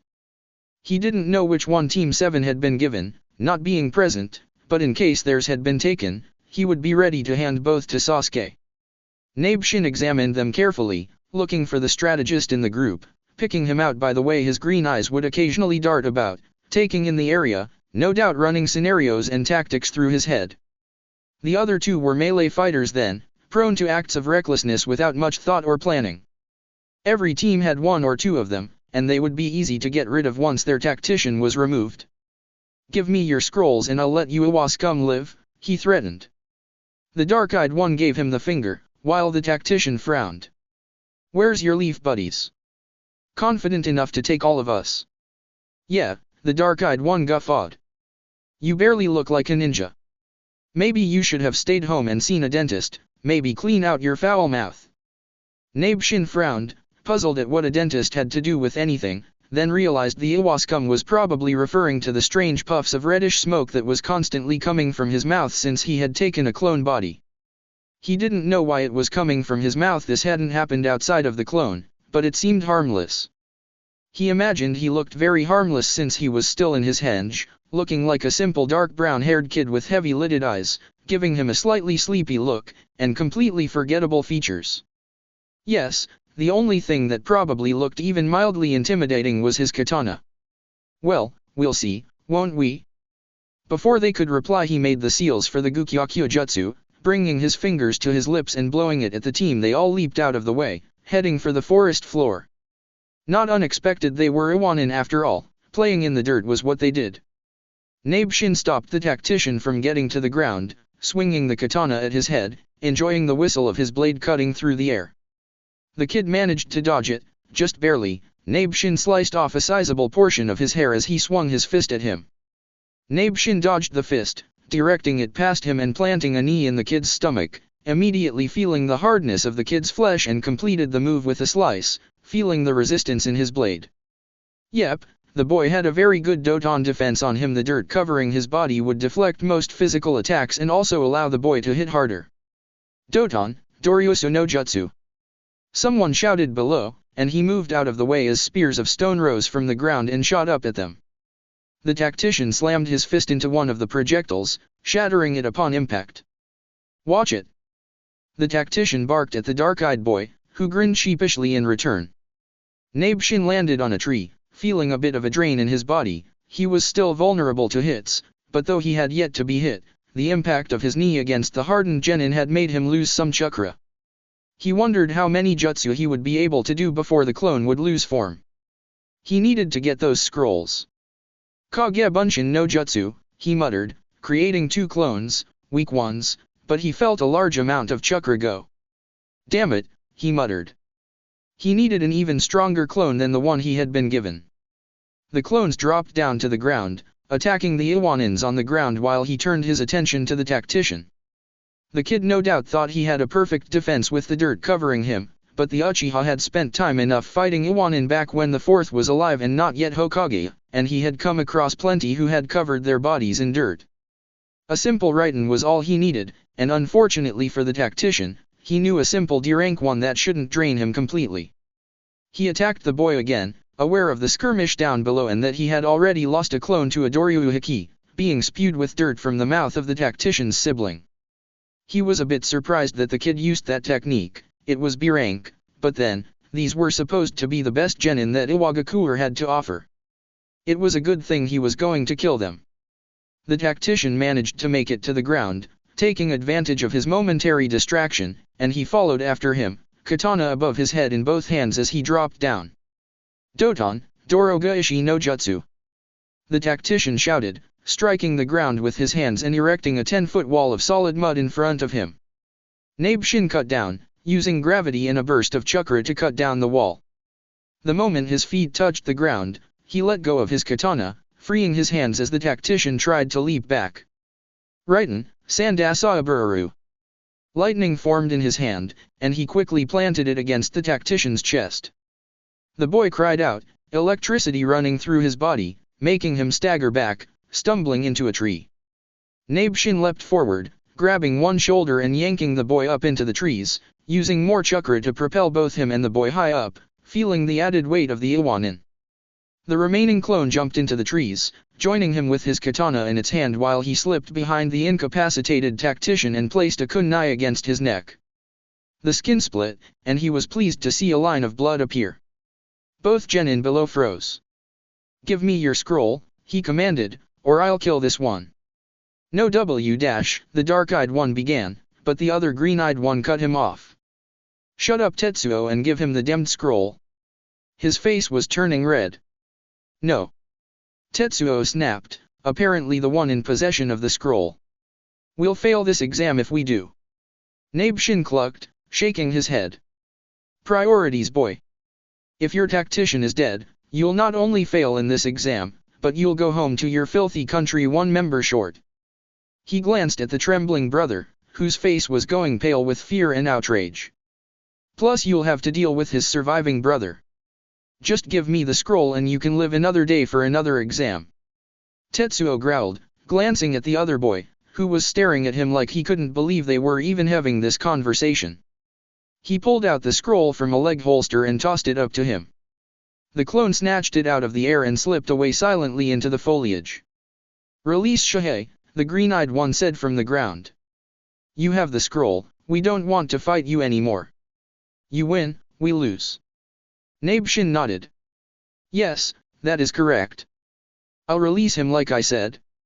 He dragged the blade across Shihei's jugular, feeling warm blood spurt over his hand as he released the boy and allowed him to fall to the earth. The brother rushed to him, face in a silent scream, catching his brother before he hit the ground. Tetsuo looked stunned, frozen. He had probably thought in his young foolish mind that they would get out of this somehow and come out the victors. So stunned was he that he didn't notice the bunshin slip out of the foliage behind him, katana raised and whistling as it struck his head from his body. Tetsuo's head rolled to the ground soundlessly as Nabeshin dropped down behind the grieving brother. The bunshin tossed the katana to him, the blade flashing in the brief pockets of light that made it through the canopy as he caught it with his bloody hand and walked up to the brother. The kid lifted his head, face streaked with tears as he looked up at him, eyes hollowed out in grief. "You said?" "Yes, well," Nabeshin said, raising his katana, "sometimes the war never ends for some of us." For a second the boy looked confused, but then his green eyes drifted to his Hittite, and understanding filled his eyes, along with hate. "You bast dash." Nabeshin sliced his head in half at an angle, from his ear to the rim of his jaw, and watched in admiration as the top half slid wetly down, revealing pieces of his brain as his body fell over Shihei's. His bunshin walked over and handed him the scroll. It was the Heaven Scroll, then it dissipated, having done its job. Nabeshin smiled at his work, pleased, but as he took a step away, felt his hench drop. He stopped, grimacing as he felt how low he was. Maybe 2 hits and he would lose this body. He couldn't allow that, which also meant that he would be unable to do any jutsu. He needed a stronger bunshin. Nabeshin thanked the gods of luck later, when coming upon a group of mistnin who were in process of trying to kill each other. They should have joined forces and taken out other groups, but as Nabeshin crouched in the bushes, it became clear that they were rivals clans of that village, and the animosity between them lay unhindered in a foreign land. It was while he was wondering what types of scrolls they may have, that he noticed a dead genin with a pack still attached to her back laying not too far from him. He had snuck over to her, dug into her pack, and to his utter delight, discovered an earth scroll nestled at the bottom. So he had taken that and slipped away, marveling at his luck, but knowing that if he came across an enemy, he would not only lose his body, but the 2 scrolls as well.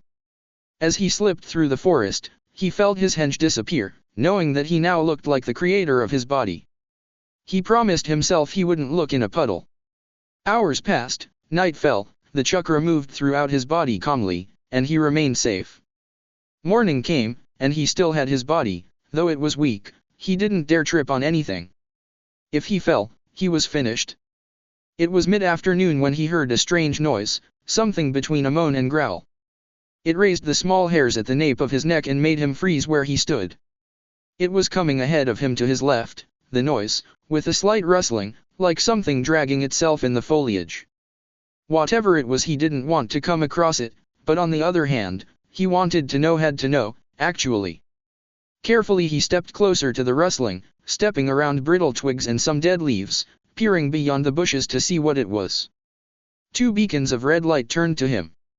Nabeshin shut his eyes quickly, turning his head away, then peered back at Naruto at the corner of his eyes. He was lying on the ground, arms wrapped around his stomach, right leg split open from thigh to knee. There was dried crusted blood around his nose and mouth, and Nabeshin got the feeling that he had been laying there for quite some time. His face was the usual, hollow, pale, but with the 2 large holes where his eyes were supposed to be, filled with that red light. He couldn't look into those eyes, it felt like he would be devoured, eaten. He could feel them on him, focused, running over his body, no doubt seeing past the bunshin and into him. "Come here," he commanded, and Nabeshin flinched. He bit his lip, darting frightened eyes at the boy, seeing that those focused lights were on him.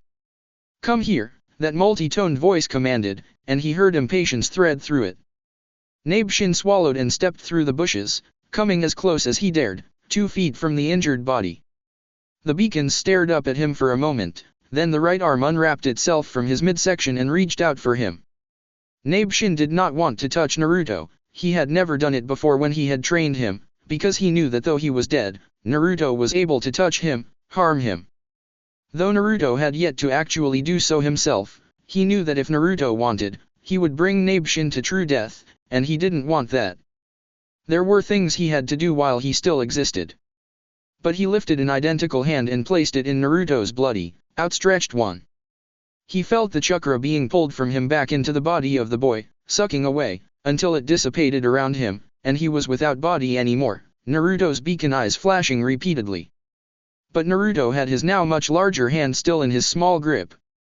"Let go," he gasped, feeling pure terror, something he hadn't felt in a long time. "Let go of me," he cried, trying to yank his hand from the boy's grip. If he could remove that hand, he would gladly chop it off. The beacons still stared at him. "Please," he pleaded. He was released. Nabeshin staggered back, taking in a deep, useless breath as Naruto turned on his stomach, giving a small groan. One hand moved over his belly, and he saw that the boy had recently been stabbed. Through the remaining chakra he had taken back from the bunshin had closed it up, through it was caked with blood. Naruto turned over and lifted himself slowly to his feet, favoring the torn leg, which looked like he had only managed to stop the bleeding. "What happened?" he asked. Naruto began to limp forward, ignoring his question. "Wait." The boy turned his beacon eyes on him. Nabeshin pointed to the 2 scrolls lying on the ground. "I got these for you guys in case you failed to get some." Naruto limped slowly over to the scrolls, one hand still holding his stomach as he bent over slowly, making an unhealthy gurgle in his throat, blood seeping past his lips as he picked up the scrolls and pressed them against his belly. "You should probably take my katana too. Use it as a crutch for that leg." Naruto turned and picked that up as well, using it as a walking stick as he slowly moved through the forest, pulling his hood up over his uneven hair, a pitiful sight, limping in a gray-stained sweater, face turned down in silent misery, except for the gurgles and rasps that were coming from him. Nabeshin followed along silently, unwilling to ask for a bunshin, knowing he wouldn't get one anyway if Naruto couldn't completely heal his stomach, and hadn't even bothered on the leg, then he obviously had no chakra to spare. He was back home, standing in the hallway in front of his dad's workroom. He didn't know how he had gotten there. He didn't usually come unless Naruto was at his side, but looking to his left and right, he didn't see the hooded blonde anywhere. But when his eyes fell on the room again, he choked back a cry of horror, seeing his parents lying there, a kunai buried in his mother's chest. His father was face down on the wooden floor, the smell of their blood thick in the air. If only he had the strength to stop this from happening. Sasuke backed away from the room, mind warring with rage, terror, and despair. Why was he seeing this again? He had thought he was over the nightmares, over the horrors of the memory. But it was back, fresh, a newly reopened wound, with a new brand of knowledge, that this wasn't only the betrayal of his brother, but the whole damned village. He was living in a cesspool of betrayers. When he woke, he was filled with a feeling of utter completeness, such surety that he leaped to his feet, eyes darting around and taking in everything at once. He was not where he had remembered, standing in the hollow of a tree. About him in the clearing were several familiar faces. Sakura was half lying on the ground, her arms holding her upright. Her face was a swollen mess, hair chopped up and uneven, arms scraped and bloody. Near her lay that Leaf Genin dressed in all green with the bowl cut. His eyes were open but he looked incapable of fighting.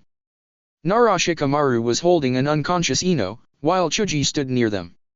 In a tree overlooking the scene was a Hyuga, below him was the girl that he had seen with the kid in the green leotard. Besides the potential allies, there were the three Soundnin from earlier, the ones that had attacked Kabuto before the first exam had started. He hadn't liked them on simple principle, and with all the chakra running wildly through him, they looked like perfectly acceptable targets. Sasuke, Sakura gasped. Your body.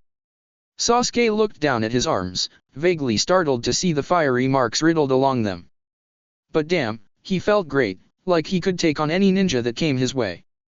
Don't worry about it, Sakura, I feel great. He gave this power to me, this Orochimaru person. He needed more of this, so much more. But first, he was going to kill these Soundnin.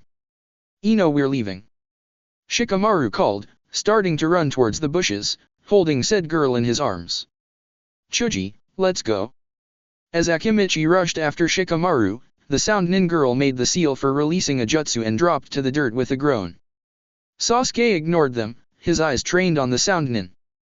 The one with the bandages took a step back as he moved forward, while the kid with the black spiky hair attacked, using a jutsu that blew dirt at him, or so it seemed, because he moved out of the way and appeared at the Soundnin's side, hitting him forcefully, knocking the boy several feet away. As he steadied himself near his teammate, Sasuke gathered some of the seemingly limitless chakra rushing through him. Katon, Hosenka no Jutsu. He blew several fireballs at the Soundnin, tossing kunai into them. The kid, Zuka was his name, lifted his hands, blasting them with his attack, then cried out when the kunai were revealed, lifting his arms to protect himself from the onslaught. Sasuke grinned wildly, appearing behind him and grabbing his outstretched arms, pulling them back behind him. He stepped on the kid's back and pressed down, pushing his body forward and his arms up and back. The sound of the bones snapping was like music to his ears, the sound of Zuko's pained scream was like the climax to a symphony of musical pain. He laughed, releasing the arms and turning to the one with his face wrapped. You're next, he promised, eyes passing over everyone there. Why don't you come over and let me play with you? He saw the Soundnin step back, but his attention was wandering, because his eyes had taken in everyone again, and he just noticed that someone wasn't there. Stop! Sakura cried, wrapping her arms around him from behind, but he shoved her away, his malicious joy quickly turning to fury. Where is Naruto? He asked her calmly, and she stared at him, tearful eyes wide. Where the fuck is Naruto? He screamed, grabbing her by the throat. I told you to find him. Where is he? I couldn't find him, she gasped, tears running down her face. Disgust ran through him, and he tossed her away, turning away as Ino jumped from the bushes, face red with fury, Shikamaru following behind her, face resigned and wary. "What's your problem?" she shrieked. "Sakura's your teammate." Sasuke made a move toward her, but he couldn't. He was frozen, his legs unwilling to move. He looked down, and noticed that something dark was connected to his shadow, and he turned his fury on the shadow user standing just behind the blonde bitch. "You really need to calm down," Shikamaru suggested, dark eyes steady on his. "You're having a hard time differentiating friend from foe." Sasuke opened his mouth to reply, but the Hyuga boy dropped down from the tree, pale eyes staring back into the foliage curiously. There was a rustling, and out of the gloom limped a very familiar hooded blonde, head down as he moved slowly through the bushes. The fury left him upon the sight of his blonde companion, covered in his own blood, wounded and using his katana as a third leg. He felt Shikamaru release him, and he moved toward Naruto, taking in the huge gash that was nearly to the bone, his other hand holding a bulge under his bloodied sweater. Was it his innards? Was he barely holding them in? Naruto limped slowly up to him and stood there, staring at the dirt, strands of hair covering his face. The amazing power he had felt faded, his body ached with the strain of his earlier fight. Sakura got to her feet, wiping her swollen face quickly. "Naruto?" She looked relieved. Of course she would if Naruto had died. Sasuke was sure he would kill her too. He recalled telling her to look for him, but he got the feeling she hadn't even tried, and if she had, he didn't care. Naruto hadn't been there. "You're alive. Thank goodness. Let's go." He gestured for them to follow him as he began to move toward the direction of the tower. "Hey." It was Ino again. "Can't you see he's badly injured? How can you expect him to continue on?" Sasuke turned deadened eyes to her, her eyes widened and she took a step back. "Stay out of my business." He turned those eyes on Sakura. "Let's go." He continued on, Naruto limping after them, Sakura quickly thanking the others for coming to her rescue. Not a big surprise, Sakura couldn't do shit on her own. His eyes turned to look slightly behind him, where Naruto limped on, bloody face pallid, eyes mostly unfocused. He was in bad shape. Sasuke angled them towards the direction of the river. It would be good to get water down Naruto's throat, and then he could inspect the damage. His eyes darted to Naruto's stomach where he held the large lumps, dreading what he would see, but admiring the silent endurance of the hooded blonde. Just when he thought he was weak and pitiful, Naruto proved him wrong, in major ways. It was hours before they reached the water, hearing it long before they reached it, and by then he had a grip on Naruto's arm, pulling him along.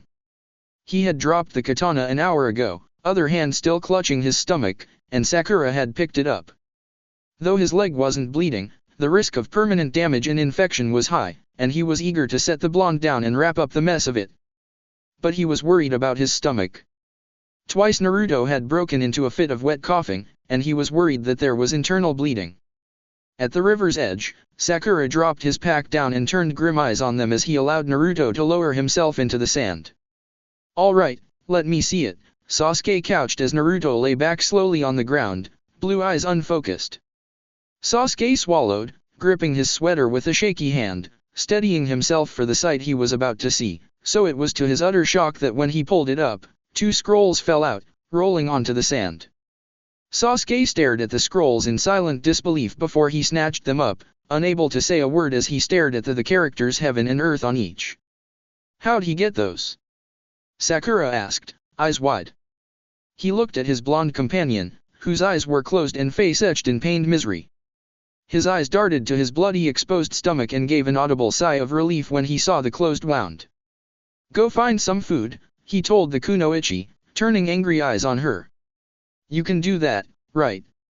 Sakura's face turned red, and she nodded silently, turning away and disappearing into the surrounding trees.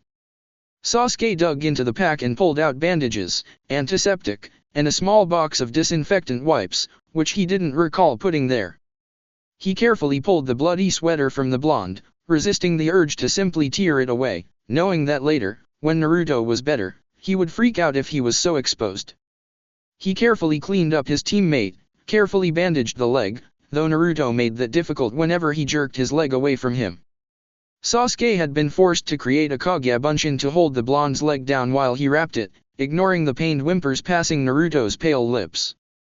"Where did you get these scrolls?" Sasuke asked once he had not only cleaned Naruto up, but washed and dried his sweater and put it back on. Naruto opened an eye, a sliver of blue peering out at him behind pale eyelashes. "Nabeshin."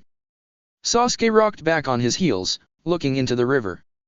His cousin, however distant he was becoming more useful and vital than he could have ever imagined.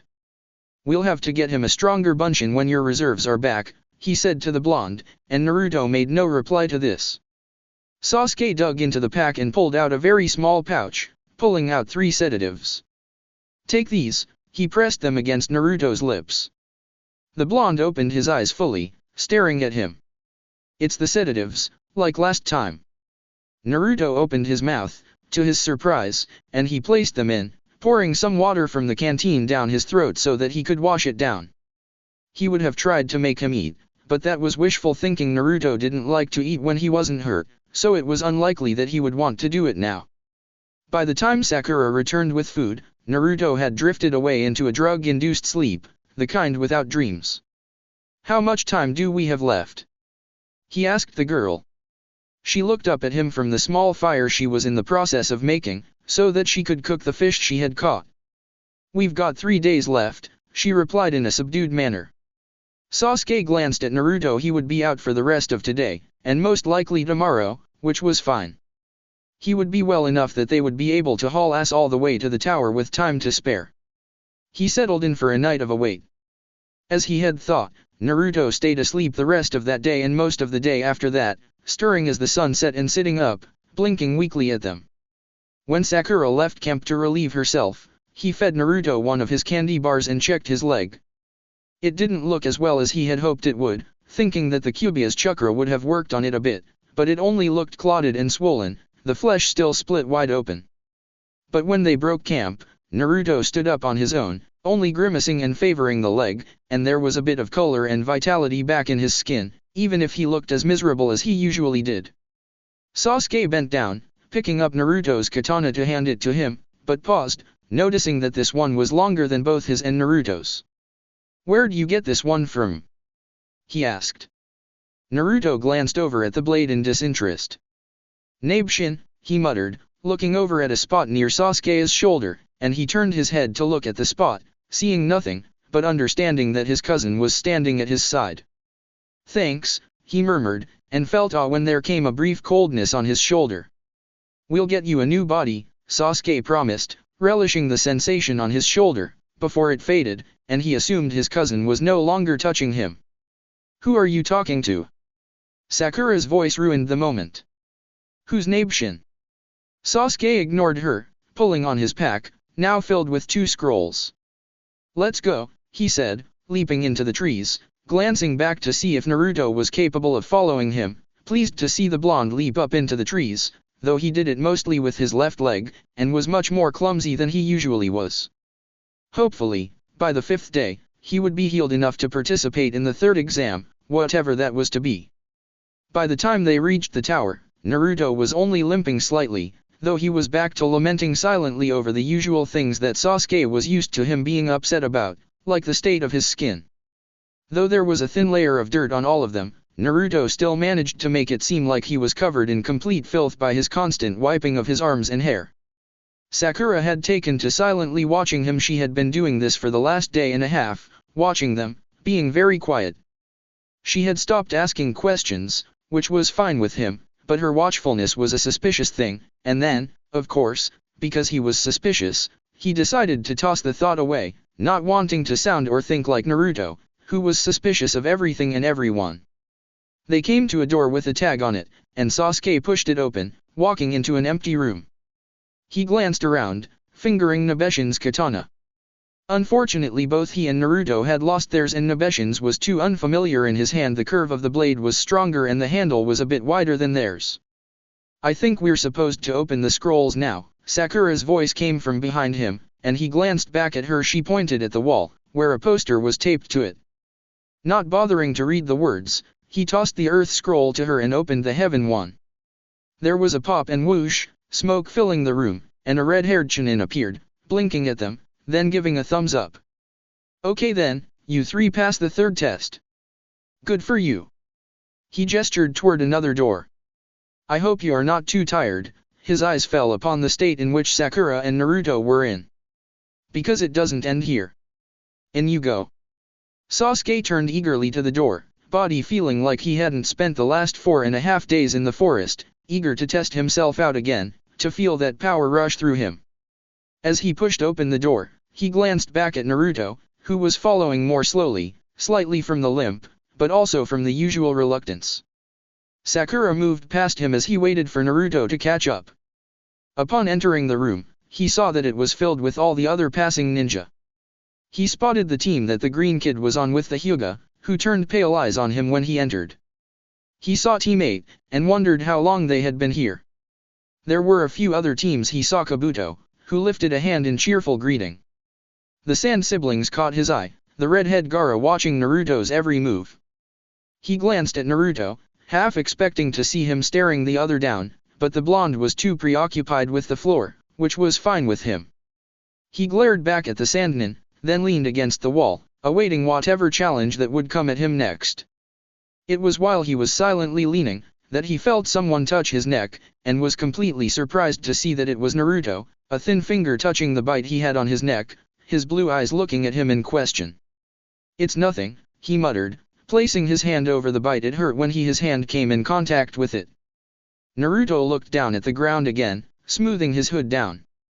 He surprised him again by saying quite matter-of-factly, in his usual broken voice, it's poison.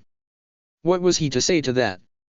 The two Chunin swept the forest of death, searching for stragglers that hadn't passed the second part of the exam, shaking their heads when they came across the dead bodies of several genin, some from each village.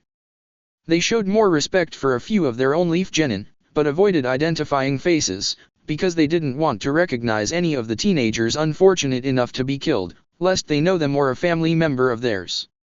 They knew that other Chunin were having luck, finding some kids that were still alive, simply injured, or a few that weren't injured at all, having had their scrolls taken, or foolish enough to open them when they weren't supposed to. For some reason, this part of the forest had been the unlucky side. Tsuyoshi shook his head when they came upon the bodies of a trio of Iwanin. These ones had died quickly, judging by the cleanness of the slices, though he grimaced at the one that had his head sliced at an angle.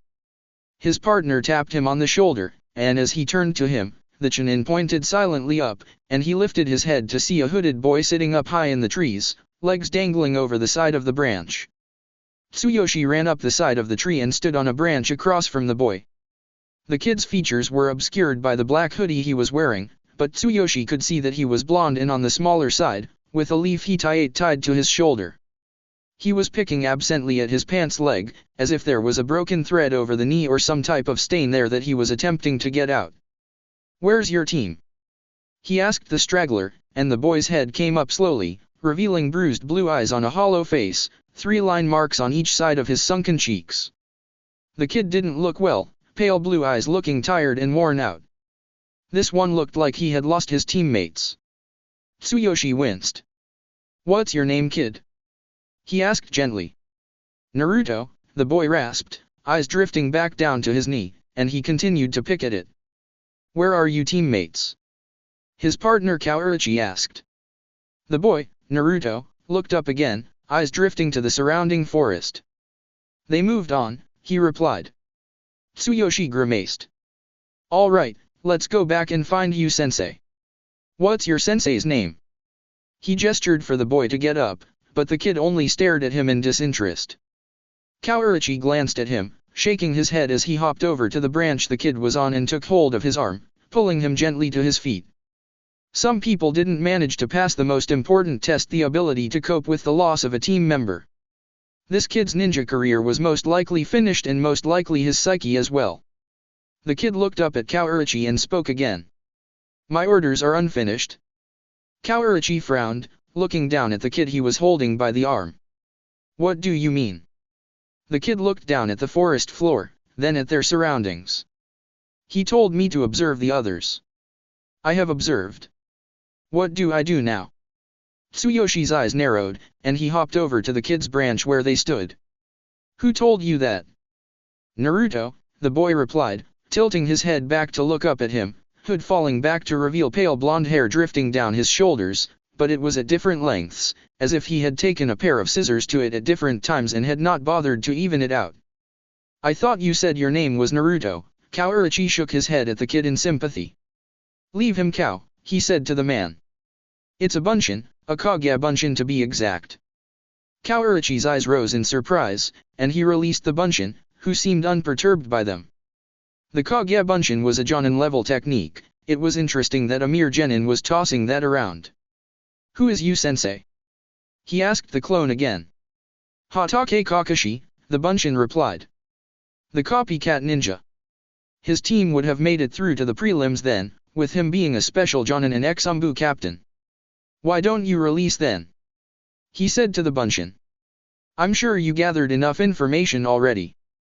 This Naruto could probably use what you have gathered. He had the ability to use the Kage bunshin, but only one or two, and they only lasted, at the most, 30 minutes. If he was correct, this one had lasted about 5 days now. This Naruto must have an amazing chakra reserve to make a bunshin that not only lasts 5 days, but apparently had enough that it was lingering around. He shouldn't be surprised that the copycat ninja had such a student. Only the best for the best. The bunshin frowned, lifting a hand and staring down at its palm, eyes looking fascinated by the chakra-created tendons. Perhaps there is more to observe, the broken voice said, turning the thin hand over, gazing at the knuckles, then lowering them and looking up at the two Chunin. Yes, I do not feel like returning. I will observe more. He turned and dropped down from the tree, landing lightly on the ground, stepping silently over the bodies of the dead Iwanin and disappearing silently into the foliage. Orochi stared down at the bushes in wonder. Are Kage bunshin supposed to be like that? He asked in curiosity. Like what? I don't know, like they're really a person. Tsuyoshi shook his head. There's a reason why that technique is generally forbidden, he muttered. Let's go search for any stragglers, though I'm beginning to think we won't be finding any. He glanced down at the dead Iwanin, their bodies already decomposing. He wondered what clan this Naruto belonged to, wishing he had asked him for his last name, since the Kage bunshin had been rather free with information. He'd ask someone back at HQ, or find Hatake Kakashi himself and ask. That's it for part 4. Thank you for watching and see you on the next video.